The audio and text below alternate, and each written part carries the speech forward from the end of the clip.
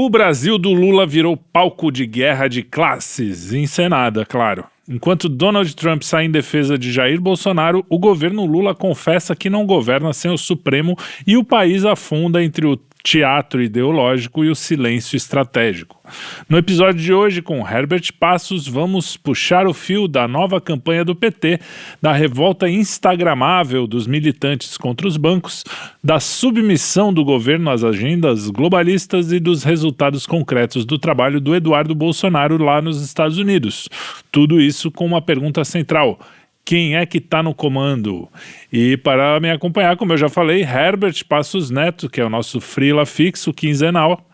Nós temos também Arthur Pinheiro Machado, nosso enviado de Portugal, a Portugal, né? E temos nosso... mais enviado. Que piadinha, esse é um programa sério, você está confundindo. E temos também o nosso australiano, Kim Paim. Como você está, Kim Paim? Salve, salve. Eu tô de boa, né? Óbvio. Tem que estar. A gente segue inabalado diante de tudo que acontece. Eu acho que tem uma mudança que a gente, depois desses anos, né, de tantos altos e baixos, não se abalar mesmo muito com notícias boas nem ruins, né? Agora eu vejo a galera, agora o Trump deu essa tuitada aí, a galera, nossa, agora acabou, resolveu. Aí amanhã acontece alguma coisa, um rebote de alguém, nossa, agora it's over, acabou, não tem mais nada. Pô, cara, precisamos acalmar, né? Morando do outro lado do mundo, é mais fácil não se afetar mesmo. Não, mas eu tô aqui no olho do furacão e eu tô aprendendo. Mas é isso aí, Kim, faz aquela rodada inicial que você tem feito, que tem funcionado, e a gente continua. Então, desde semana passada pra cá, tivemos, eu acho que a gente pode colocar a nossa entrevista aí como um fato político. Acredite ou não, recebi várias mensagens de pessoas engraçadas, e eu falei, olha só, né, quem anda nos assistindo. Enfim, a gente tá aí comentando sobre o Brasil. Você vê que existe uma discussão profunda que vem crescendo dia sim, dia também, sobre os rumos que o Brasil está tomando, ou está deixando de tomar, na verdade a falta de direção. E aí, enquanto a gente discute essas questões, o governo Lula achou mais ou menos um caminho para tentar ter algum tipo de discurso para 2026, que é a história do rico contra pobre. Começa a colocar essa campanha aí no campo, né, ao longo da semana passada. E acima de, assim, pelo menos como eu vejo que alguns setores já também estão enxergando dessa forma. Acima de você realmente ter um discurso que leve à vitória, eu vejo que essa história do rico contra pobre também, em partes, está visando reagrupar a esquerda. Botar todo mundo debaixo do mesmo guarda-chuva, impedir aí, né, algumas discordâncias, ajudar a calar os antipetistas, por a esquerda antipetista, que vem muito crítica ao Lula, e conforme você vai se aproximando da eleição, você vai dando mais motivos para os lulistas falarem, olha, para de atacar o Lula, porque senão o fascismo vai voltar. E agora o Lula, ainda com esse discurso, você dá novos elementos, aquele cara que torce o bico, né, fala, não, vamos ver, né, talvez realmente precise votar no Lula novamente. Isso tudo também acontece num cenário que eu achei bem interessante, uma análise que saiu no Globo no domingo, que eles falaram com pessoas. Eles foram fazer também uma pesquisa qualitativa para entender por que essas pessoas estão desesperançosas com o governo Lula. E aí quem lê a matéria e os seus pormenores, as entrelinhas, vê que você lidou com alguns estratos diferentes. A matéria começa falando com garçons, com trocadora de ônibus. Esse pessoal está muito desesperado com o governo, principalmente pela piora econômica. Esse daí, basicamente, vários já falaram, eu vou votar na direita. Não é voto nulo, eu vou votar na direita. Inclusive o cara lá que a Globo entrevista. Aí no meio da matéria a Globo fala, não, também falamos aqui com o gerente de uma clínica de estética. Aí eu falei, olha rapaz, clínica de estética, um gerente, homem. Aí você tem aquela coisa, né, o conhecimento da sociedade. Aí ele, que preconceito, seu Kim. Pois é.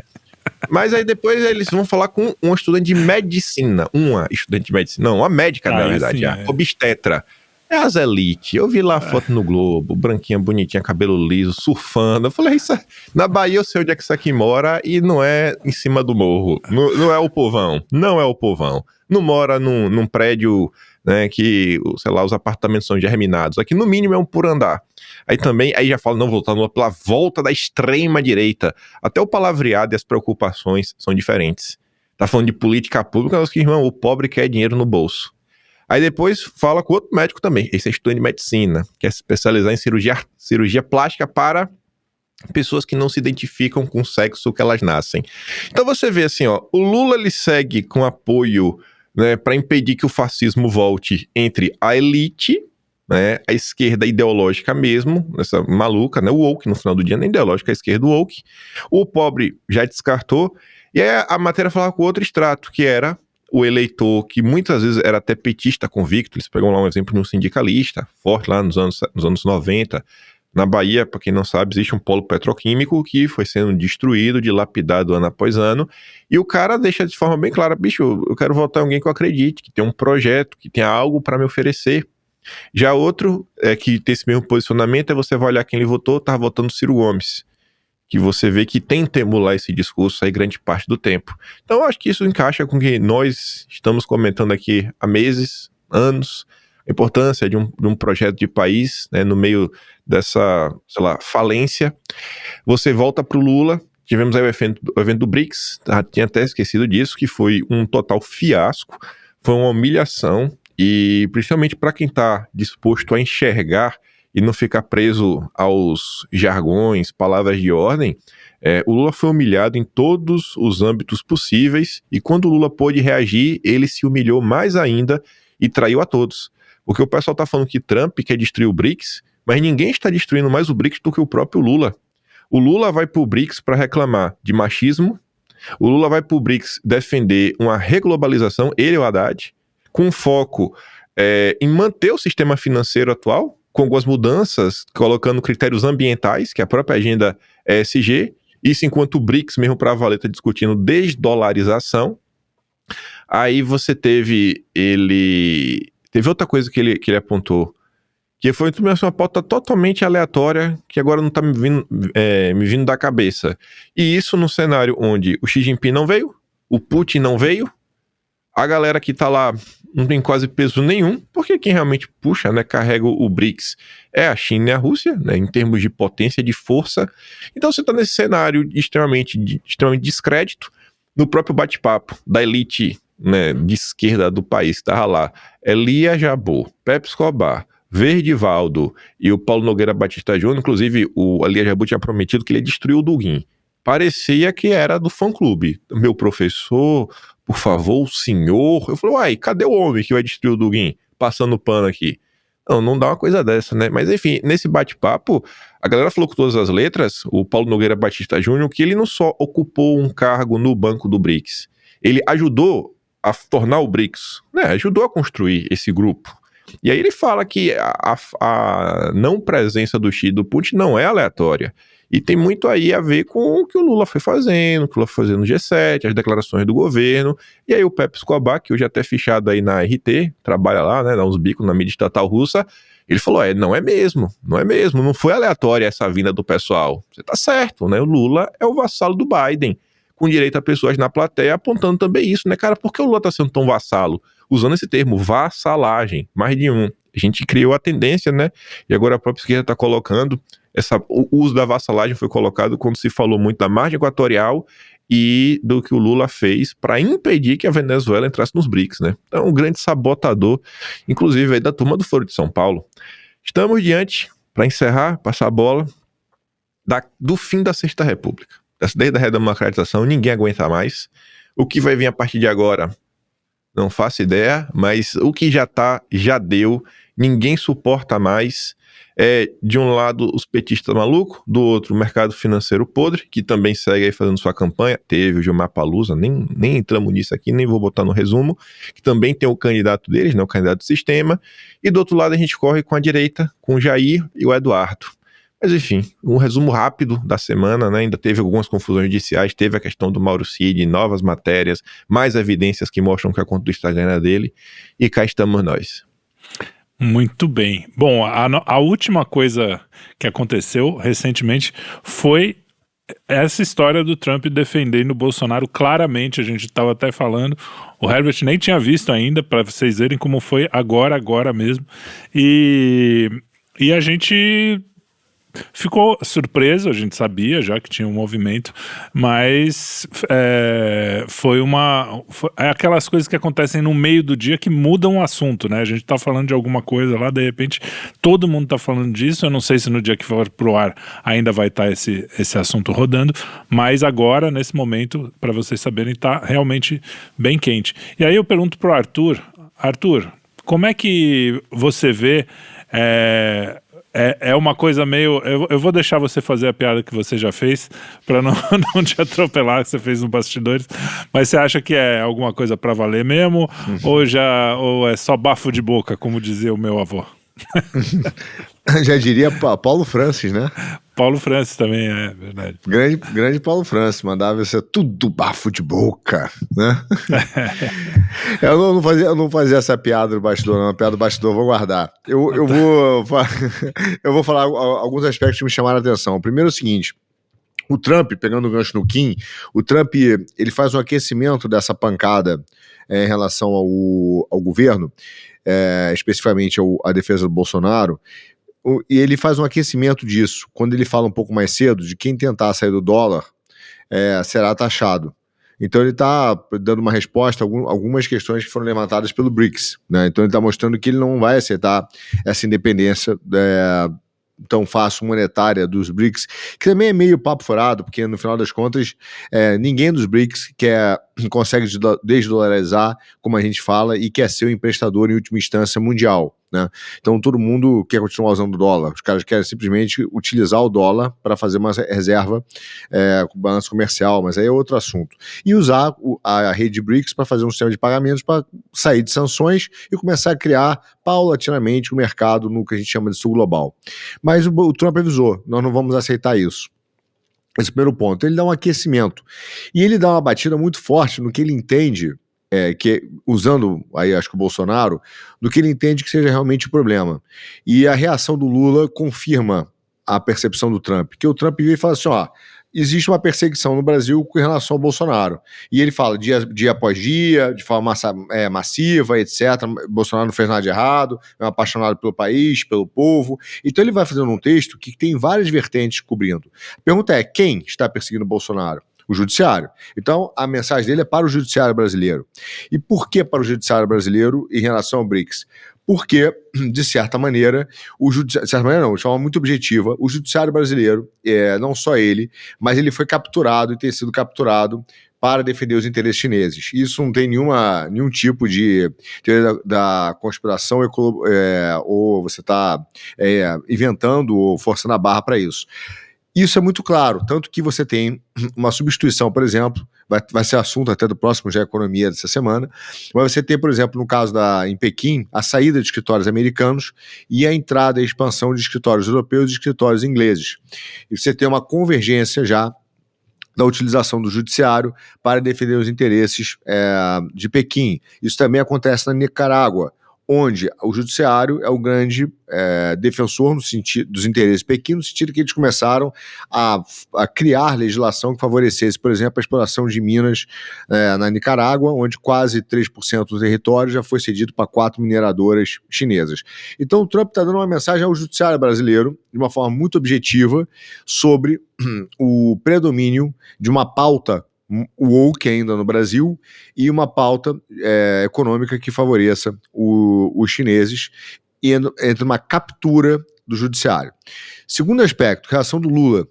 Imediatamente, o Lula reagiu mais rapidamente ao comentário do Trump do que reagiu à crise do INSS, do que reagiu à picanha. Então, quem dera que se o Lula tivesse preocupação com o povo brasileiro, como teve a preocupação com o Twitter do Trump. Mostrou o quê? Que o Lula está numa batalha de classe, como você falou no início. Mas a classe que o Lula defende é a classe do judiciário, é a classe da Suprema Corte, é a classe jurídica do país. Ele saiu imediatamente em defesa dessa classe, que no projeto neoliberal, a gente já falou várias vezes aqui no GE Economia, no POF, no vários programas nossos, é a essência do projeto neoliberal, é fazer a Constituição global, por isso eles precisam do judiciário como agência. Então, veja só, foi imediato, a postura do Lula foi imediata. Então, o Trump está mandando duas sinalizações, falou assim, nós vamos, estou entendendo que a China está entrando na América Latina, utilizando um diferencial, que é o seu judiciário, estou entendendo o que está acontecendo com os BRICS, e estou dizendo para vocês que nós vamos subir a temperatura. Vou avisar que estou subindo a temperatura e talvez ele esteja dando um último aviso, um last call, como a gente fala, ou apenas fazendo mesmo um pouco da política do Trump. Que a política do Trump é usar os instrumentos, por exemplo, tarifários, como instrumento do caos, como instrumento de pressão. E ele está usando, no caso do Brasil, uma prévia do instrumento do Twitter para dizer que vai tarifar como instrumento de pressão, né? Então, a não diplomacia, uma diplomacia diferenciada, quase que negocial do caos, é o perfil do Trump, entendeu? Mas, independentemente de qualquer coisa, há uma demonstração realmente de força do Bolsonaro, de importância política do projeto bolsonarista. Talvez o Trump esteja dizendo para mim, na última linha disso tudo, é que ele entende que o Brasil, a América Latina, só pode ficar livre da influência chinesa dentro de uma política bolsonarista, entende? Onde ele aponta. Porque ele está apontando claramente. Veja, e aí é interessante, porque nem o candidato do sistema, que são os liberais, ou o candidato do sistema que se pronunciou lá o Vacionado, no Gilmar Palusa, nem ele é um cara que os americanos querem necessariamente no poder no Brasil, porque eles entendem que indiretamente, dentro da política do Trump de destruição do atual liberalismo, ele também ajudaria as práticas chinesas. Entende? Então você tem um problema muito maior, onde o Trump está começando a identificar quem é o verdadeiro aliado de um projeto de soberania desenvolvimentista na América Latina. Então esse texto dele, que foi um textão, não foi um Twitter curto, não foi uma mensagem, foi um texto bastante longo, ele é quase que uma versão geração Z pós-moderna das cartas do Churchill, né? Dos grandes discursos estadistas, cheios de mensagens subliminares, entendeu? Mas o Trump manda isso, um negócio ali, começa a dizer, olha o que o cara tá dizendo aqui, olha o que ele tá dizendo aqui, olha o que ele tá dizendo aqui, de perseguição implacável, uma perseguição implacável, mandou um Twitter, uma mensagem antes na rede social, falando dos BRICS, quer dizer, é muito claro isso. Então você tem, para fechar, o último fenômeno que deriva disso tudo, é uma visão clara de que, ao contrário do que querem os liberais, o grande objetivo do Trump, e não é só um objetivo ideológico, é uma inevitabilidade política, é a polarização. Entende? Então ele está apontando, dizendo o seguinte, vocês estão perseguindo o cara só está interessado no povo dele, deixa o povo decidir, né? Deixa a democracia, ele está apontando que existe um problema democrático, vocês estão interferindo na democracia, não é uma democracia popular, é uma democracia sem povo, é uma democracia feita pelo judiciário. Então tem várias mensagens que estão ali nesse Twitter e que ele vira e fala assim, no final a impressão que dá é isso, olha, se vocês estão pensando em ter o grande acordão, vamos acalmar, pacificar, que é a mensagem da semana também, com Campos Neto falando isso, com os liberais, né, tentando o grande pacificador do Brasil, a mensagem não há vontade de pacificar, a vontade sim de polarizar, e a polarização é importante. Então existe uma série de mensagens nesse negócio do Trump que são muito relevantes, entendeu? E obviamente isso tem a ver também com o trabalho do Eduardo, como sempre brilhante, que está mostrando ao Trump que a pauta da direita, digamos, verdadeira direita bolsonarista, é a que pode tirar a influência da China na América Latina, o que passa a ser não só um assunto comercial, mas de defesa para os Estados Unidos. Muito bom. Herbert, vamos voltar aqui um pouco para o Brasil. Tudo isso começou, a gente estava falando aqui, quando antes de ver a mensagem do Trump, o nosso assunto principal hoje seria essa história do PT voltar com a coisa do ricos contra pobres, o que é engraçado porque eles ficaram com essa fama de taxade, né, no começo do governo, a coisa não estava muito pegando, pelo menos até agora, não estava o PT estava sendo visto mesmo como alguém que estava sufocando e amassando o povo mais ferrado, com o negócio do BPC, negócio do Pix, né, tudo isso. E, de repente, os caras falaram, não, vamos fazer essa campanha aí, e realmente foi uma coisa bem orquestrada, saiu em todos os lugares, essa volta do PT raiz, que era o Nós Contra Eles, que, aliás, é o que sempre me deixou afastado, mesmo na época que ser petista era modinha, um monte de amigo meu que depois virou de direita votou no PT, e eu não votei, nunca votei, a única vez que eu torci pelo PT foi aí em Santos com a Thelma de Souza, mas eu não votava ainda, então eu me livrei dessa história, mas aí eles voltaram com esse negócio que fazia tempo que o PT não entrava nessa onda, né, eles estavam com aquela história, não, nós somos agora o mercado, nós estamos aqui, né, somos responsáveis, e de repente, há pouco tempo ele já falou de botar o Boulos, e agora ricos contra pobres. E aí, você acha que vai colar isso aí? Porque eu acho que as pessoas estão um pouco vacinadas, não? Ou não? Cara, o problema é que faltou combinar com a realidade esse discurso. Esse é o primeiro problema.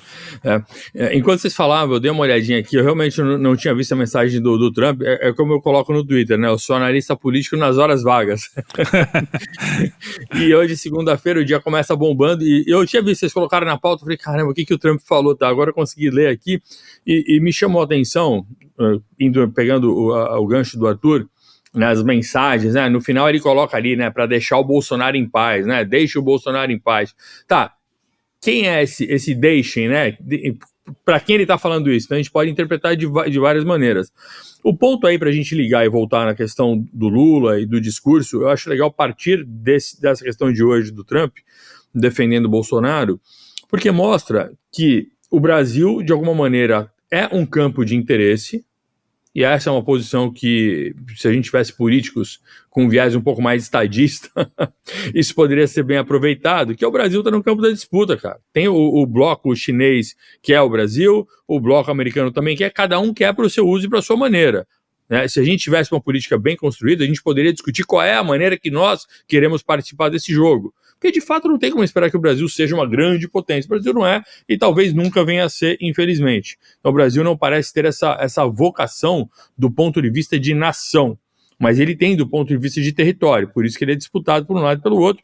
E nesse tweet do Trump, a gente vê que essa disputa vai aumentando. Na medida em que a China começa assim, a ter mais influência aqui, você tem essa reação.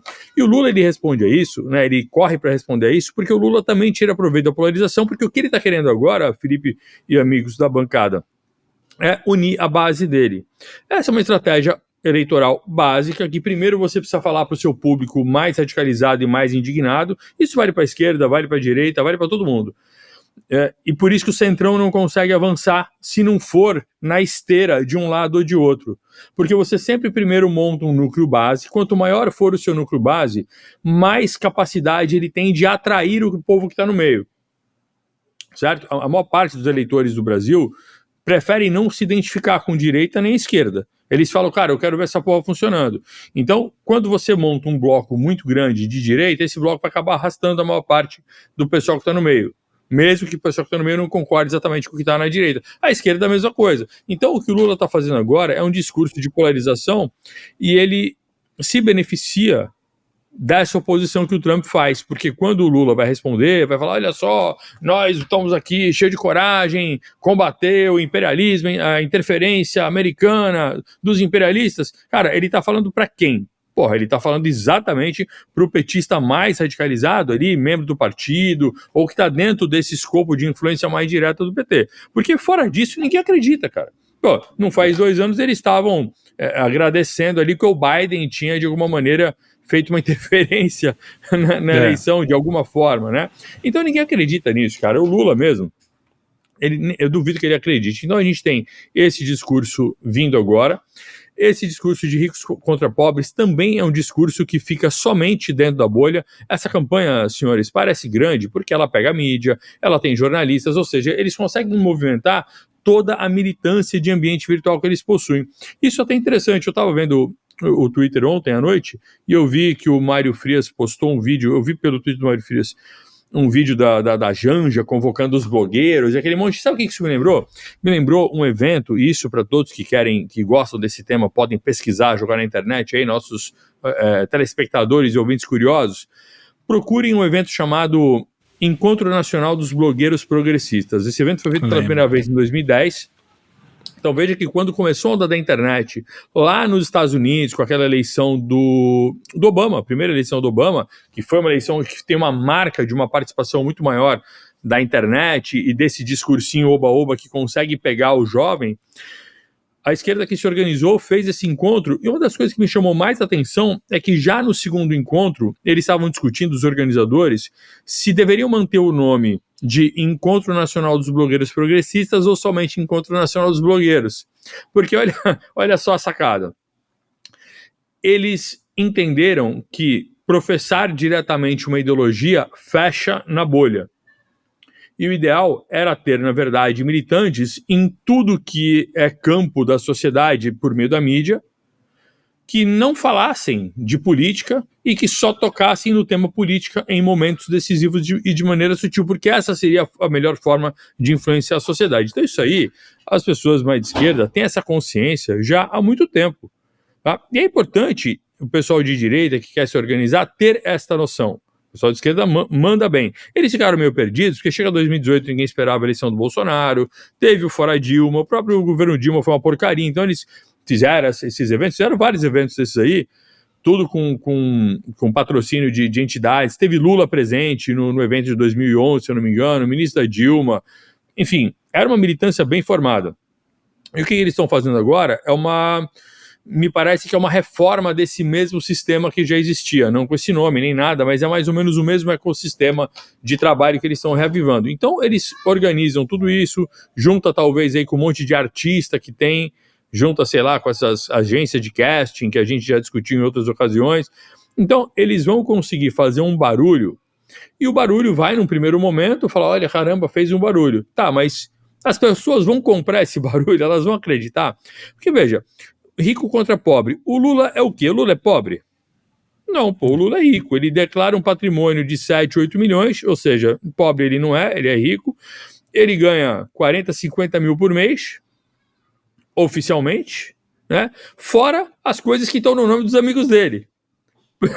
Porque ele tem sítio, tem isso, tem aquilo, tudo é dos amigos dele. Fora o Instituto Lula, que tem lá um monte de coisa que tá no nome do instituto e não no nome dele. Então, pô, o Lula é rico, um monte de gente tá em volta, é tudo rico, vivem como ricos, viajam como nobres. É só tudo do bom e do melhor, se vestem com as roupas mais caras. Então, assim, cara, quem anda na rua, eu não dependo mais da política, saí da política há muito tempo, da assessoria política, comento hoje, felizmente, com muita liberdade, justamente por não estar ligado a nenhum grupo político, por isso que eu posso falar exatamente o que eu penso de política. Mas uma coisa que eu nunca perdi foi a temperatura da rua. Eu saí da política, mas a política não saiu de mim. Então, sempre que eu ando na rua, eu faço questão de conversar com as pessoas. Então, eu converso com o caixa do supermercado, eu converso com o frentista do posto de gasolina, eu converso com a faxineira, com a servente. Cara, eu converso com todas as pessoas do dia a dia, com o garçom. Eu faço questão. É o meu jeito de andar na rua, é esse. Cara, não tem ninguém satisfeito. Não tem ninguém. Aí o pessoal se apega de que, mas o PIB aumentou. Cara, o povo não tá comendo o PIB. Isso não tá indo pro bolso do povão. Não, o desemprego diminuiu. Tá, cara, quem é que vai estar feliz? Eles acham que o cara que acorda 5 da manhã, pega 1h30 de busão para poder trabalhar e ganhar um salário mínimo, 8 horas por dia, depois volta, gasta mais 2 horas para voltar para casa. Esse cara, ele tá muito grato ao Lula por conta disso? Óbvio que não. Então, há um descolamento da realidade gigantesco, de modo que vai sobrar para o Lula se apoiar nessas ações de mídia e fazer parecer que eles estão com alguma força. Mas eu, sinceramente, ainda não vejo a essência dessa força. A realidade desmente o que essa ação tenta dizer. E só para fechar, uma coisa que é muito importante também nesse ricos contra pobres, e isso para que ninguém caia nessa pegadinha, esse papo de taxar bilionários e falar, olha só, para eles não vai mudar nada. Cara, de fato, para os super bilionários do mundo não muda nada, certo? Não muda nada se eles forem taxados mais ou menos. Agora, muda para todos que estão abaixo. Para o rico comum, se a gente entender uma certa elite e super bilionários. Veja, tudo que está abaixo deles sofre porque é tributado também, certo? Eles vão dizer que tem que tributar os ricos, então vai tributando todo mundo. Cara, para quem realmente tem muito dinheiro, para quem comanda o sistema financeiro, para quem tem muitas posses, né, as tais grandes fortunas do mundo, cara, realmente para essa galera não muda nada. Agora muda para todos que estão abaixo, de modo que esse tipo de taxação é uma forma de você detonar a sua concorrência. Todas as empresas que a gente vê no mundo, elas vão tendo essa tendência de formar conglomerados, e das menorzinhas, elas vão perdendo competitividade, vão sendo compradas pelas maiores. Então, mesmo quando um certo setor tem uma dificuldade, passa por uma crise, muitas empresas quebram, cara, o que acontece é que elas são compradas por outras empresas maiores, ou são desmontadas, são aproveitadas, ou simplesmente somem do mercado. Então, esse sistema... Isso é uma crítica que a esquerda sempre fez de maneira que eu considero correta, de que há uma tendência de acumulação do capital. Esse sistema é verdade, essa crítica está certa. Só que todas essas medidas ditas socialistas, elas apenas aceleram esse mesmo problema. Exatamente. Entendeu? Não resolve nada. Cara, então é mó caô. Então não tem como o cidadão que consiga fazer continha de mais e menos cair nessa conversinha. Ele só cai se ele não raciocinar. Porque se ele pensar, ele vê que essas medidas ditas socialistas pioram todos os problemas que a esquerda sempre criticou no capitalismo. Então, o que está acontecendo é que essa esquerda que existe hoje aí, do Lula e tal, cara, eles são lacaios do poder. Eles são lacaios, eles são a imagem da Revolução dos Bichos do George Orwell. Eles chegam lá, criam as frases de efeito, os slogans que devem ser repetidos, e no final, cara, eles estão todos ali e ninguém mais sabe quem era porco e quem era gente. O Kim falou, acho que no vídeo de hoje segunda-feira, tá? De novo, a gente grava na segunda. Que é o cara que sobe a escada e chuta a escada, e deixa os caras lá embaixo. O cara, quando chega lá em cima, ele chuta a escada. E é o que eles estão fazendo. A elite do partido, cara, apenas substitui uma parte da burguesia que eles querem detonar. É só isso. As pessoas têm mais dinheiro, nada acontece, continua tudo igual. Então, essa questão de fazer ricos contra pobres, ela apenas joga a sociedade contra ela mesma. Mas quem é muito, muito, muito rico mesmo, tá nem aí, até se beneficia disso daí, porque continua. Veja, você aumenta a distância. Quando você vai lá e detona a classe média, detona até o rico comum, cara, você aumenta a distância entre os que têm os donos de tudo e todo o restante. Então, o sistema da esquerda hoje, ele é uma forma de fazer a manutenção do sistema de opressão que a esquerda diz combater. Então, assim, cara, se você fosse um super bilionário e quisesse ter mais poder, concentrar poder, a melhor coisa que você pode fazer é patrocinar um partido de esquerda desse tipo daí. Eu vou pegar já o gancho pro Kim Paim. Fala. Bom, só fazer um comentário aqui, eu estava pensando, ouvindo o Herbert. Eu vejo assim, em relação, talvez, seja uma jogada, essa questão do Lula, seja uma jogada de um desespero enorme de marketing político para ele poder ficar um pouco mais competitivo. Muito embora pareça suicídio. Porque hoje o que acontece? Minha visão, nós temos 4 projetos de Brasil hoje, de políticos, né? Não projetos de país, mas respostas aos problemas do Brasil. E na política, você colocar a culpa é uma coisa muito forte, é importante ter alguém para culpar, ter o espantalho, Sim. ter aquele cara ali. Então você tem 4 projetos. O primeiro projeto é da esquerda atual, que é a esquerda woke. A esquerda neoliberal woke aí, tá? E como a gente estava falando um pouco dos bastidores, não é que eles sejam totalmente excludentes, tem um momento de interseção entre alguns caras. Exemplo, a esquerda com os neoliberais. Mas você tem uma esquerda woke, que é o Lula hoje, e que eles se perderam, porque tudo que eles defendiam como inimigo, o negacionismo climático, não sei o que, caiu. Então ele olha hoje, não tem inimigo, ele tem um fantasma na cabeça das pessoas que com a pauta lá de fora não existe mais. O problema é o homem hétero. Por isso que ele vai no BRICS hoje, como o Crin falou, e fala de novo do racismo, porque esse é o inimigo daquela pauta lá, ou do machismo, é o inimigo que ele inventou. Mas esse inimigo não é percebido pelo povo real. Então ele tem esse problema. Aí ele vai ver os outros. Ele tem a visão da direita, que a visão é que o Brasil tem inimigos internos e externos, que são os oligopólios, as grandes famílias que dominam o Brasil e não deixam nós nos desenvolvermos. Então nós temos uma resposta a isso. Você tem outros 2 projetos, que são projetos dos neoliberais, que é um projeto que eu brinco do Arminio Fraga, que e do projeto T, que é o projeto privatista. Então o negócio o inimigo nosso é o Estado, nós precisamos vender tudo, porque o Estado é corrupto, ineficiente, vende tudo, privatiza tudo. entendeu? Que é o projeto neoliberal, Arminio Fraga, Baixa, ajuste fiscal, o consenso de Washington, aquela história lá. E você tem o quarto projeto, que é um projeto hoje no Novo, que é o projeto dizendo o seguinte: o problema do Brasil é a corrupção. Então a gente prende todo mundo, né, vamos dar um superpoder ao Ministério Público, aos procuradores, e a gente volta ao problema central da corrupção. Né? Super Lava Jato. E super Lava Jato com testosteronas extras, porque alguém acabou com a Lava Jato, né? E é até curioso, porque eu fico vendo, às vezes tem críticas, a gente fala do Lula aqui, falam, comparando o Moro ao atual Xandão, etc., e tentando achar questões jurídicas, mas se esquece de um fator em comum a eles, né, que é o tal do Ministério Público, que é quando o Ministério Público tem as pessoas presas nos atos antidemocráticos, como eles chamam, de 8 de janeiro, alguém faz a denúncia, né, e não foi minha avó. Então, você tem um constante participação do Ministério Público de crescimento de poder em todos esses movimentos, inclusive do Dallagnol, que não critica nunca o Ministério Público nos atos. Ele critica o juiz, mas não critica o Ministério Público, tá? Que apresenta as denúncias. Enfim, então você tem esses 4 projetos. O que eu acho que o Lula fez? O Lula olhou com desespero e falou assim: eu não tenho uma resposta para dar para minha base. As pesquisas que saíram recentemente dele foram uma catástrofe, né? Ele perdendo em vários cenários, a aprovação dele despencando, e ele precisa dar um tiro de desespero, até porque eu estava conversando hoje mais cedo com um amigo meu, eu falei, cara, o Lula vai fazer uma coisa hoje, né? Ele está fazendo uma coisa que realmente nós temos que também ser gratos ao Lula. Uma coisa ele está fazendo muito bem ao Brasil, que é acabar com a ideia do lulismo, porque o governo dele vai ter um fim tão melancólico, a lembrança dele vai ser tão catastrófica, né, desse mandato que ele está tendo no final, que se Deus quiser permitir e nos abençoar com tamanha graça, ele perder essa eleição em 26, basicamente o Lula vai acabar com um papel patético na política brasileira, com uma catástrofe, uma ideia de um lulismo que não deu certo, que foi um governo fracassado. E isso nos ajudará a tirar essa ideia de um lulismo, né, e que seria o fim total do PT. Então ele está chegando dizendo o seguinte: pessoal, eu tenho um inimigo. Qual é o inimigo?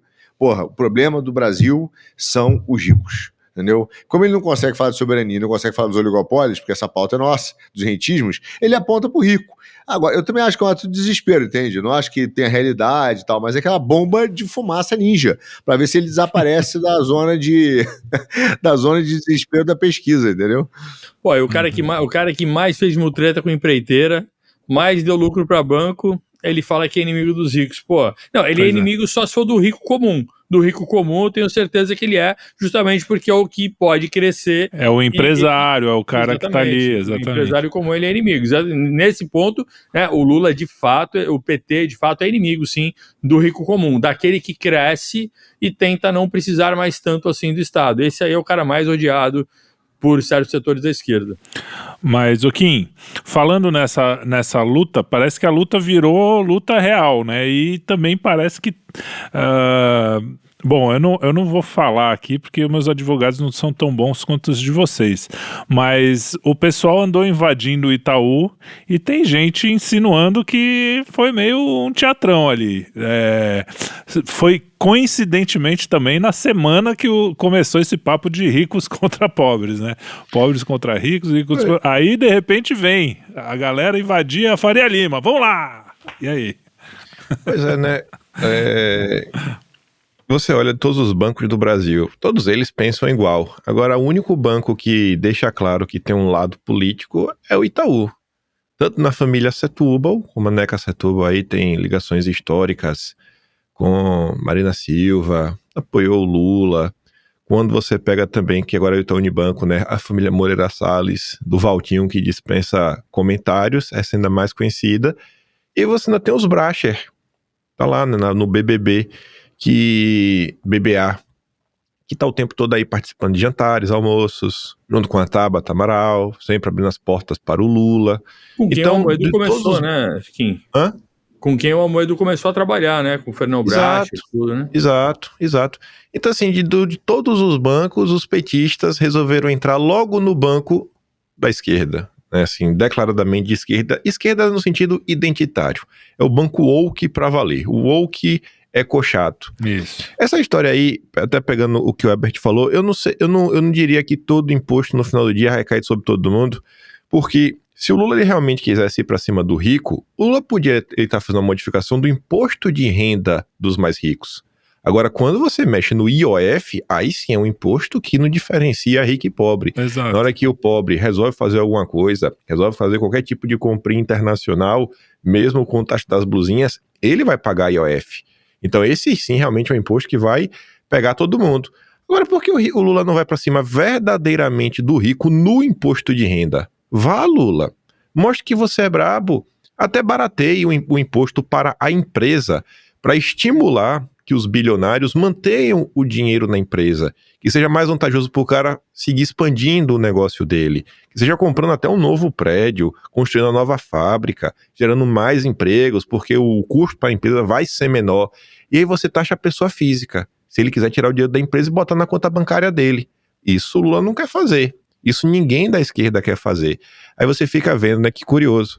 E essa movimentação do IOF é uma das coisas tão grotescas que, mais uma vez, eu achava que precisava ter uma união do Brasil contra a imprensa. A imprensa é mais suja do que o governo Lula. Porque quando você olha o que aconteceu do governo Lula para cá, eu comentei esse vídeo, quando vem taxa das blusinhas, qual foi o posicionamento da imprensa? Defender o imposto. Quando tem discussão de reforma tributária que vai aumentar imposto, a imprensa defende. Quando tem discussão de imposto do pecado, a imprensa defende. Toda santa vez que tem um novo imposto, quando tem a discussão para que congelar o salário mínimo por 6 anos, a imprensa apoia. Globo escreve editorial, o Armínio Fraga está certo. A Globo escreveu editorial defendendo congelar o salário mínimo por 6 anos, num país que a inflação é muito maior do que o IPCA, a inflação de quem vive com salário mínimo. Aí tem o BPC, corte no BPC, a imprensa também é a favor. Toda vez que a imprensa fala de corte de gastos, fala de quê? Vamos cortar da saúde, vamos cortar da educação, vamos fazer uma nova reforma da Previdência. Reforma da Previdência atinge rico? Rico tá se fiando em salário que seja de 40 mil reais? Não. Rico não tá preocupado com isso. E aí, quando vem agora a questão do IOF, você vê assim a sujeira, que é a instrumentalização do pobre. Vem o Valor Econômico para falar como o pobre vai sofrer. Vem a Globo para falar como o pobre vem sofrer. Vem a Veja soltando matéria sobre as compras luxuosas da Dilma. Abre o site da Veja agora. Da Dilma não, da Janja. Que eu tô falando. Vai lá, abre qualquer matéria, aperta F5 3 vezes. Se uma das 3 vezes não apareceu o anúncio de algum banco, rapaz, eu não volto aqui semana que vem. Se é capaz de tu abrir o site da Veja, tá um anúncio de um banco. Não nem precisa abrir a notícia. Sabe?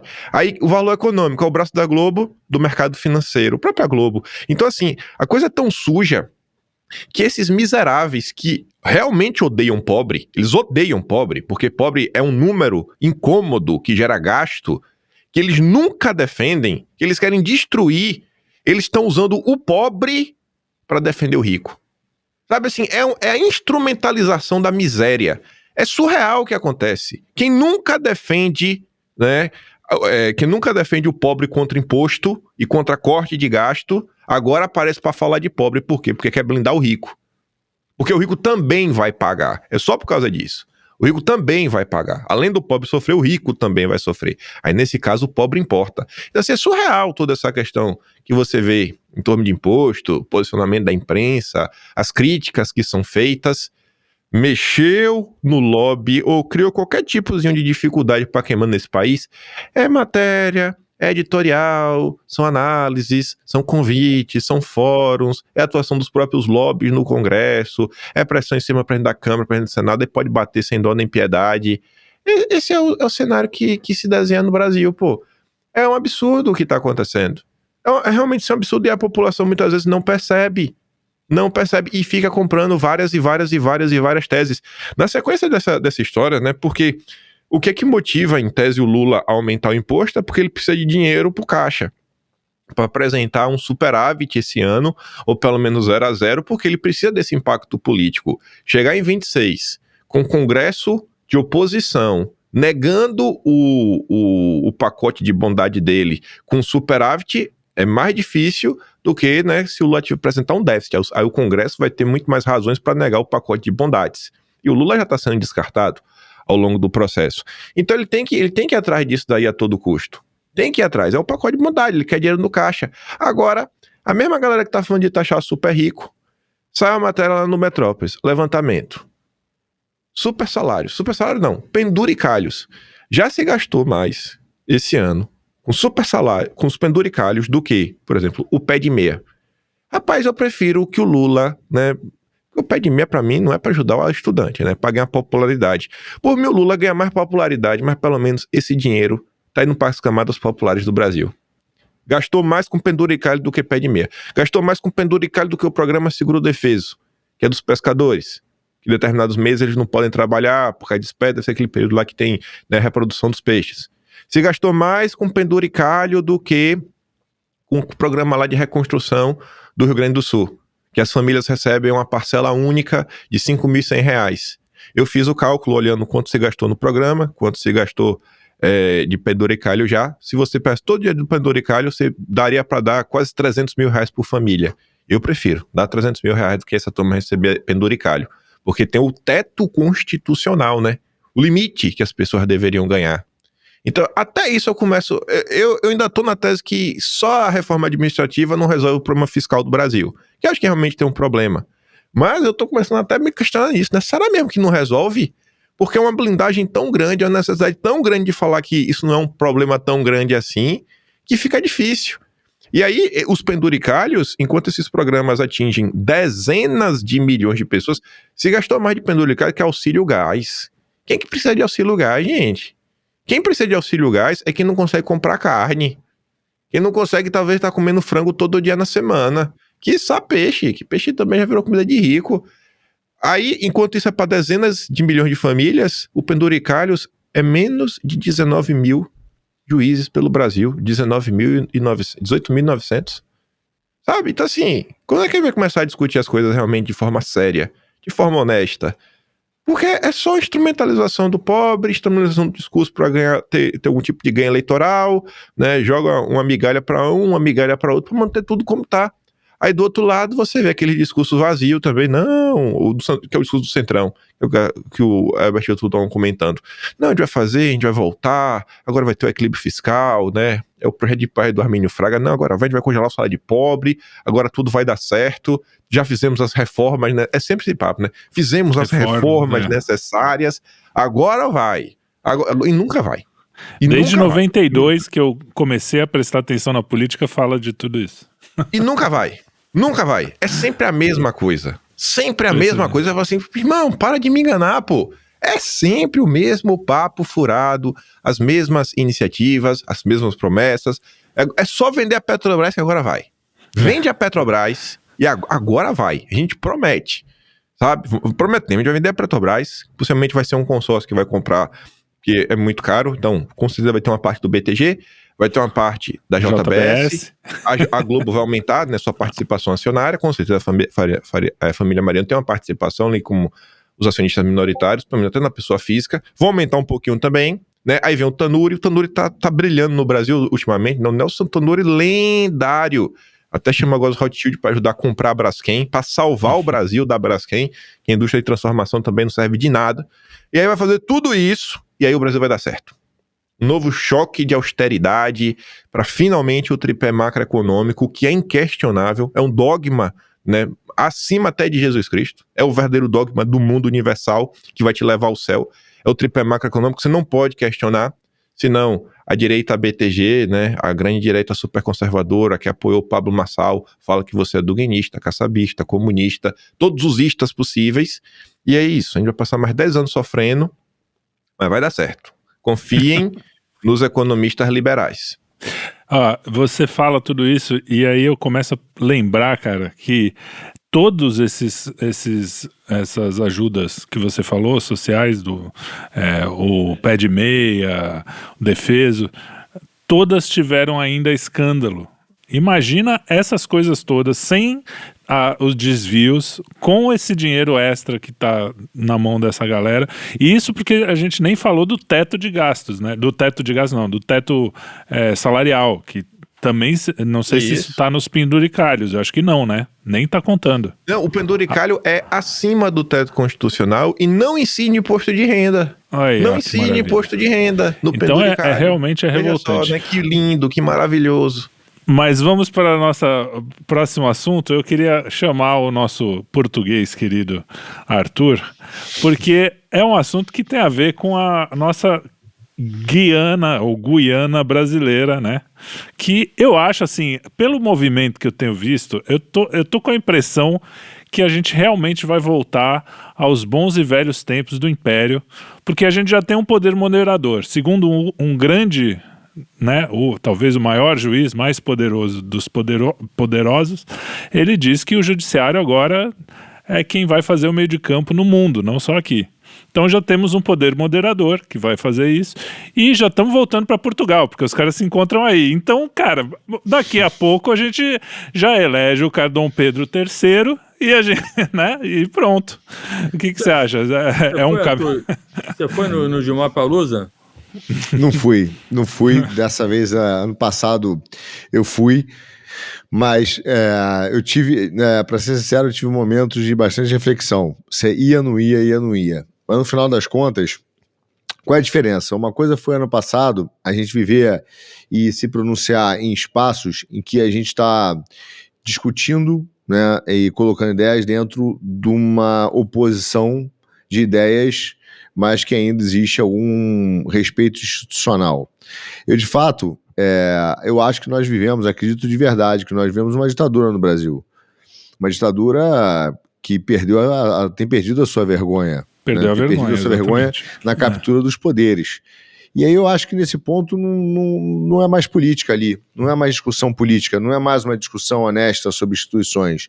É uma discussão de um grupo que tomou o Brasil, meteu a mão do Brasil na mão grande, falou é meu, e acabou. E aí nesse caso eu acho que não dá para ir lá bater palma ou fazer acordo ou se posicionar dentro de um espectro político. Por isso que eu, independentemente de qualquer das disputas políticas legítimas até da direita, do projeto T, projeto não T, quando eu vi o discurso do Tarcísio no Gilmar Palusa, eu digo até independentemente de qualquer coisa que eu já era contra qualquer candidatura dele por todos os movimentos políticos que têm de bastidores. Mas não é isso, é uma vergonha para mim, eu digo de verdade, uma vergonha um representante da direita ter uma postura tão subserviente sendo governador de São Paulo ao que o Brasil está passando, pessoas lá de 8 de janeiro, e o cara vir com um discurso, porque eu vou dar uma de moderado. Você vai dar moderado com prisões injustas no Brasil, com processos farsa, entendeu? Não estou dizendo que o cara vai chegar lá e virar um homem-bomba fisicamente, né, legitimamente, mas não dá para apoiar, não dá para dizer, olha, isso aqui não é razoável, a não ser que ele fosse lá e fizesse um tremendo discurso de protesto. Entende? O que não aconteceu. Então, eu estou dizendo que por uma questão de convicção pessoal e dever moral, acima de tudo, o que eu falo para os meus filhos, eu resolvi não ir. E nem passei na porta. Mas é impossível você não ter encontrado alguém em Lisboa andando na rua. Lisboa é uma cidade que tem 550 mil habitantes, né? Então você tem noção, o entorno de Brasília, vai a Brasília com o entorno, são 3 milhões, é um bairro de São Paulo. Vieram mais ou menos 2.200, 2.300, 2.500 brasileiros para esse evento. Então você veja o tamanho do negócio, concentradíssimo na Grande Lisboa. Então você estava em qualquer restaurante, você viu os brasileiros. E eu acho que nós vivemos, e essa classe especificamente que se formou aqui, foi uma classe de uma grande alienação, porque além de tudo, o evento que os caras promoveram foi um evento festivo, né? Então você vê restaurante lotado, vinhos para tudo que é lado, como se a gente fosse uma festa, a festa do baile fiscal, sabe? Aquela festa momentos antes da queda do sistema. Entendeu? Enfim, resumindo, eu não fui, mas encontrava pessoas, encontrava amigos e conhecidos advogados que estavam aqui, e os caras perguntavam, mas você não vai falar, você não vai estar lá, tem palestras boas, e eu acho, inclusive, que eu falei, olha, acho que é pouco provável que as palestras sejam boas, porque sequer as discussões que foram feitas, inteligência artificial e etc., sequer tem a compreensão de quão avançado isso está e qual a importância realmente disso no mundo. Então, uma grande encenação nas palestras. Isso foi a minha percepção, assim, dessa vez, vendo de longe, vendo o programa. Então, realmente, aí não não participei. Basicamente é isso. Arthur, muita gente, a gente fala de Gilmar Palusa e eu mesmo, não entende exatamente o que é esse negócio. Porque você falou, pô, eles vão lá discutir, não o que é, assim, eu digo, por baixo dos panos, a gente não precisa, mas o que seria isso, o que eles dizem que é aquilo? Porque se você vai discutir, por exemplo, inteligência artificial, seria uma discussão válida, seria uma discussão interessante. Você vai discutir ESG na justiça, é uma discussão válida, é uma discussão interessante. O que se discute lá? Realmente a ideia é fazer um fórum de discussão para isso mesmo? Então, eu acho que a ideia oficial, vamos dizer assim.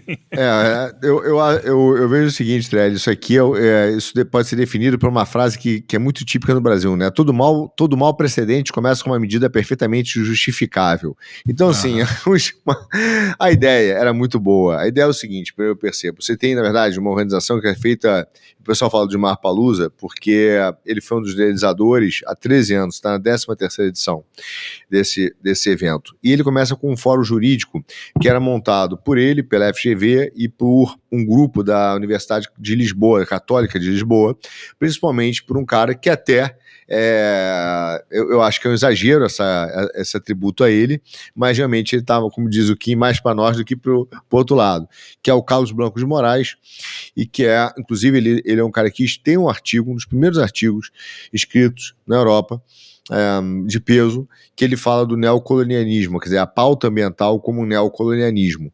E ele é um professor, ele tem alguns livros sobre semipresidencialismo, sobre o sistema parlamentarista. Então, ele é um cara que está, até alguns dos participantes brincam que ele é da extrema-direita, por isso que eu digo também que não é, mas os caras falam, não, ele é direita, mas ele está mais para cá do que para lá, em muitos dos assuntos, inclusive. Só que essa é uma organização que a ideia era exatamente aproximar ideias jurídicas entre Brasil e Portugal. E eu digo que isso fazia algum sentido, porque a perda da bússola constitucional do Brasil não é de hoje. Veja, nós estamos vendo talvez o ponto mais latente de uma crise jurídica no Brasil que vem se formando há alguns anos, né? Alguns anos. Eu acho que é tipo uma evolução, tipo um cancro, como eles falam aqui em Portugal, ou um câncer no Brasil, né? É aquele câncer que vai subindo, crescendo, e que a gente vem perdendo a bússola constitucional, tanto que hoje nós temos 11 constituições no Brasil. Nós não temos uma, depende aí do juiz, do humor dele, da interpretação, etc. Então, o Brasil se perdeu nisso, a corte perdeu a limitação ou a própria bússola constitucional, a bússola hermenêutica. Então, acho que foi uma iniciativa louvável. Eu falei assim, olha, vamos discutir assuntos que interessam a Portugal e ao Brasil, utilizando a experiência jurídica de Portugal, com todos os problemas que o Brasil tem, e que Portugal tem também, que a justiça não é perfeita aqui, mas ela é mais estável, ela produz uma estabilidade maior, entende? Por exemplo, no Brasil, nós não discutimos mais o Estado limitado. Isso virou discussão de quinta série. Nós hoje discutimos o Estado onipresente. Então estamos discutindo uma onipresença em todas as instâncias do Estado. Aqui você ainda se discute a limitação do Estado, né? Coisas que ele não pode ir mesmo, ele não vai. Então você tem uma estabilidade maior, uma previsibilidade maior jurídica. Aliás, eu nem diria previsibilidade, porque o Brasil tem previsibilidade. A previsibilidade é injusto dizer que a lei do Brasil não é previsível. Ela é. É previsível que ela irá mudar amanhã e terá um novo entendimento. Que a lei de que vale hoje não valerá amanhã. Isso é previsível. A gente tem que falar de consistência jurídica. O judiciário brasileiro tem que ter consistência, né, ao longo do tempo. É ser consistente. Então nós não somos consistentes. Então previsíveis somos, porque ela vai alterar amanhã, entendeu? Quer dizer, é o que eu brinco. O direito no Brasil tem risco? Não tem risco nenhum. Não tem risco de dar certo. Ele vai ser alterado, né? Então, nós vivemos isso. Então, a ideia inicial era essa, num fórum de discussão regulatória sobre os assuntos mais importantes. O que aconteceu é que os empresários liberais brasileiros, né, que são os grandes defensores do livre mercado, os rentistas, a turma BTG, os grandes empresários do Brasil, liberais, né, a JBS, que odeiam o Estado, eles não conseguem ver uma reunião de burocrata onde eles não podem fazer lobby e influenciar, porque eles odeiam o Estado, entende? Eles são livre mercado, né, eles não gostam disso. Então, imediatamente, os caras na manhã seguinte que vem uma reunião acadêmica, eles já se juntam ali para tentar influenciar essa decisão acadêmica. E nos últimos 4 anos para cá, você começa a ver uma invasão muito grande de empresários para tentar influenciar. Como isso ficou tão descarado, o fórum, que era o Fórum Jurídico de Lisboa, deixou de ser jurídico para ser também econômico. Nos bastidores, inclusive, para delírio, né, quase que o orgásmico do meu amicíssimo Kim Paim, a ideia de transformar esse fórum jurídico num fórum econômico, amplo, de discussão, vem do André Esteves, tá? Então, e eu te digo isso porque eu ouvi de dois bastidores de um dos organizadores, entendeu? Falei, não, porque o André deu uma ideia do cacete. Falei, óbvio, né? Óbvio. Então, isso legitimou a participação dessas empresas de uma forma muito ativa, entende? Para fazer lobby e tal. E é um negócio que daí é o resultado que virou. Virou uma agenda bastante ampla, virou um fórum importante, mas um fórum que, na verdade, ele não é um fórum no sentido estrito. Ele é uma grande apologia às mesmas ideias, porque é muito difícil você ter espaço para o debate, entendeu? É muito difícil cavar uma falta lá. Eu consegui ano passado cavar a falta, como a gente chama, né?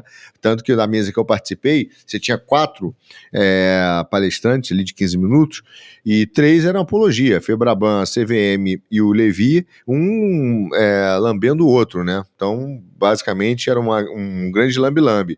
E quando eu fui à voz de dissonância, ficou aquele mal-estar terrível na mesa. Fala assim, de onde saiu esse ET? Esse cara? Quem deixou esse cara entrar, né? Quase que eu tô... sabe aquela música que você tinha é um cara antiga? Civilizado, pô, né? Uma dissonância que não deve ter sido uma dissonância pau na mesa, né? Deve ter sido uma dissonância foi por causa da mensagem, porque o cara entendeu a mensagem. Sabe aquela música? Exatamente, a mensagem. Who let the dogs out? Tocou agora. Quem deixou? Quem soltou os cachorros aqui? Prende o cara. Chamaram o duguinista. Lá vem o duguinista. Mas virou isso. Enfim, mas as discussões, os temas são bons. Mas o problema não é o tema, né? O problema é o nível da discussão. Então ela fica vazia em si. Fica todo mundo concordando. Parece a gente aqui no Estúdio Quinto. Não, mas... Pois é. Não, mas meu querido, mas aqui a gente concorda porque concorda mesmo. Ninguém tá fazendo lobby com ninguém. Kim, deixa eu trazer um negócio aqui pra você. O Lauro Jardim, você que gosta dessas coisas de bastidores da política, ele disse que a conciliação pelo IOF pode conter trocas de favores e que poderia colocar a anistia na barganha. Você viu isso aí? Você tá por dentro? Vi isso daí. Você acha que é um caminho viável? Porque eu não sei, eu acredito muito nisso não. Então, se o Hugo Mota estaria tão empenhado nisso, eu gostaria que ele tivesse. Tá, né? O ponto, às vezes, que pode estar entrando na matemática aí, pro pessoal falar isso, do próprio judiciário, porque não seria anistia ampla, como o pessoal quer, seria aquele projeto meia boca, né, do próprio Alcolumbre, que desenhou, o que em tese teria um certo aval do judiciário, e aí a matemática iria ser o seguinte, às vezes é melhor a gente entregar um pedaço da unha do que quiçá o anel, porque você esvazia um pouco o discurso do judiciário, você esvazia parte do discurso da direita. Vamos falar de forma séria. Se você pega alguns políticos e, enfim, né, formadores de opinião, se o cara não for gritar do judiciário, vai gritar com o quê? A galera meio falta ideias, né, do que reclamar. Então você também consegue fazer isso ao mesmo tempo. Você consegue até passar a ideia que o Lula é um cara, olha como o Lula é democrático, né? E você quebrar essa resistência também em frente das pessoas.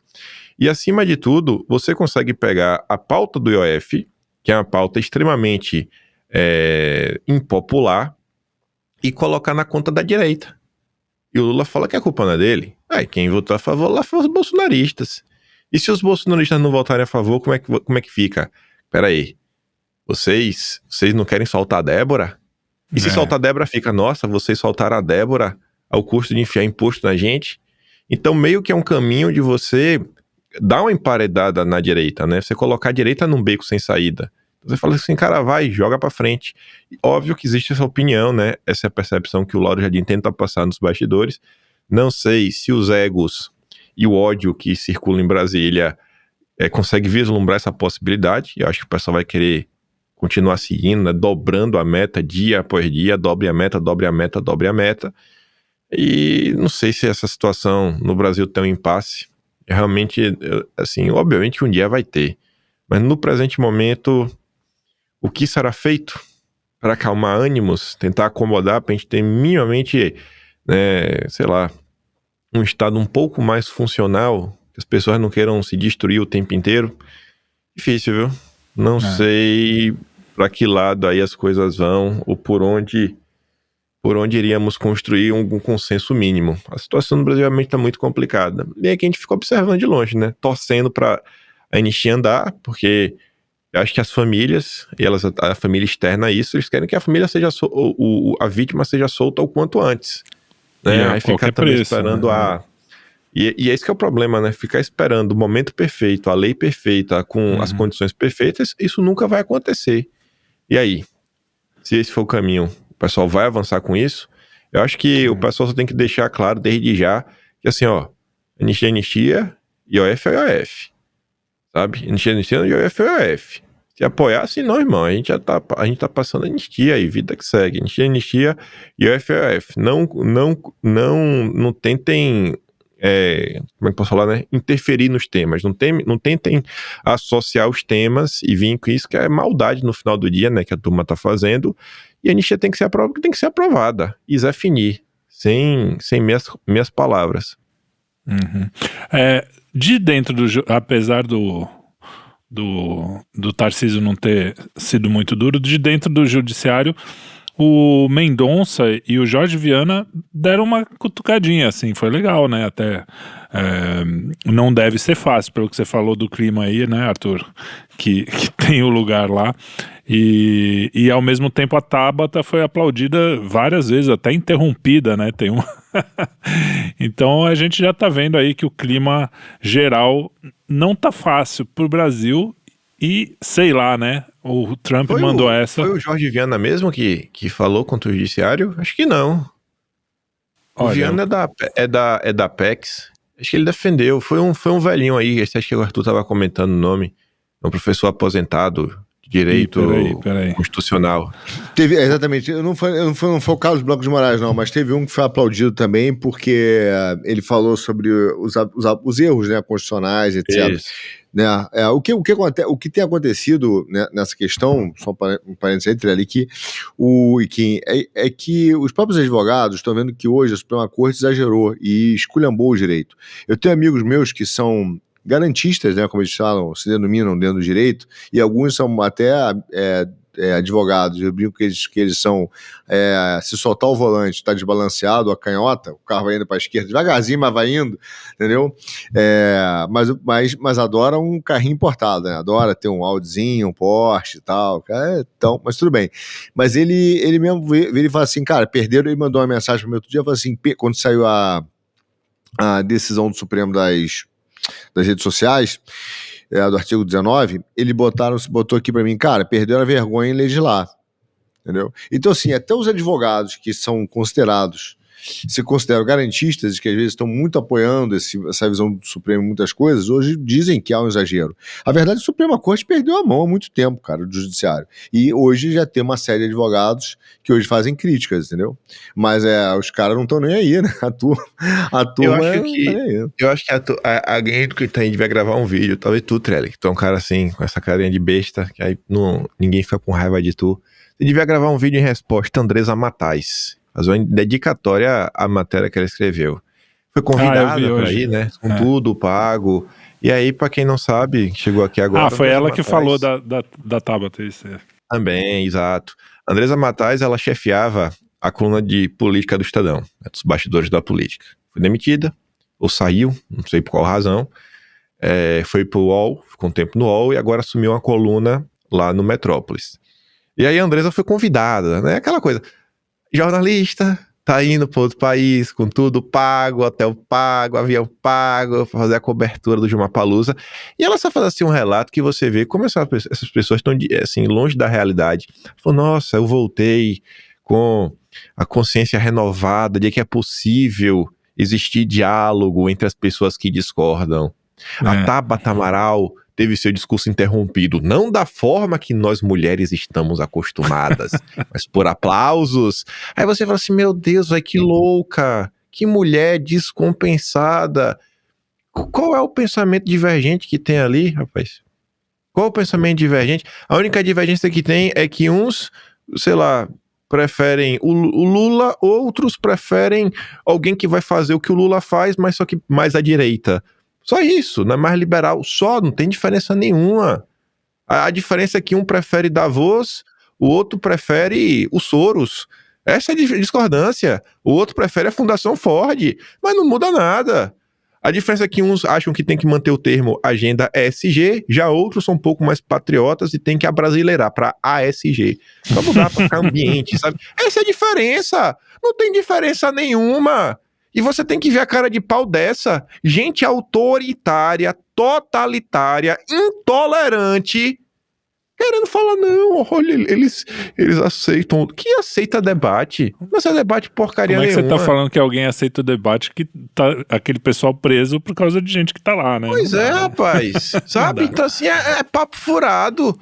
Quem aceita debate, e é pra fugir da lógica da polarização, quem aceita debate é a polarização. Quem aceita debate somos nós. Semana passada tava com o nosso companheiro Ruizão. É, isso aí. Isso é debate de pessoas diferentes. Isso é debater posições, em muitos pontos, totalmente antagônicas.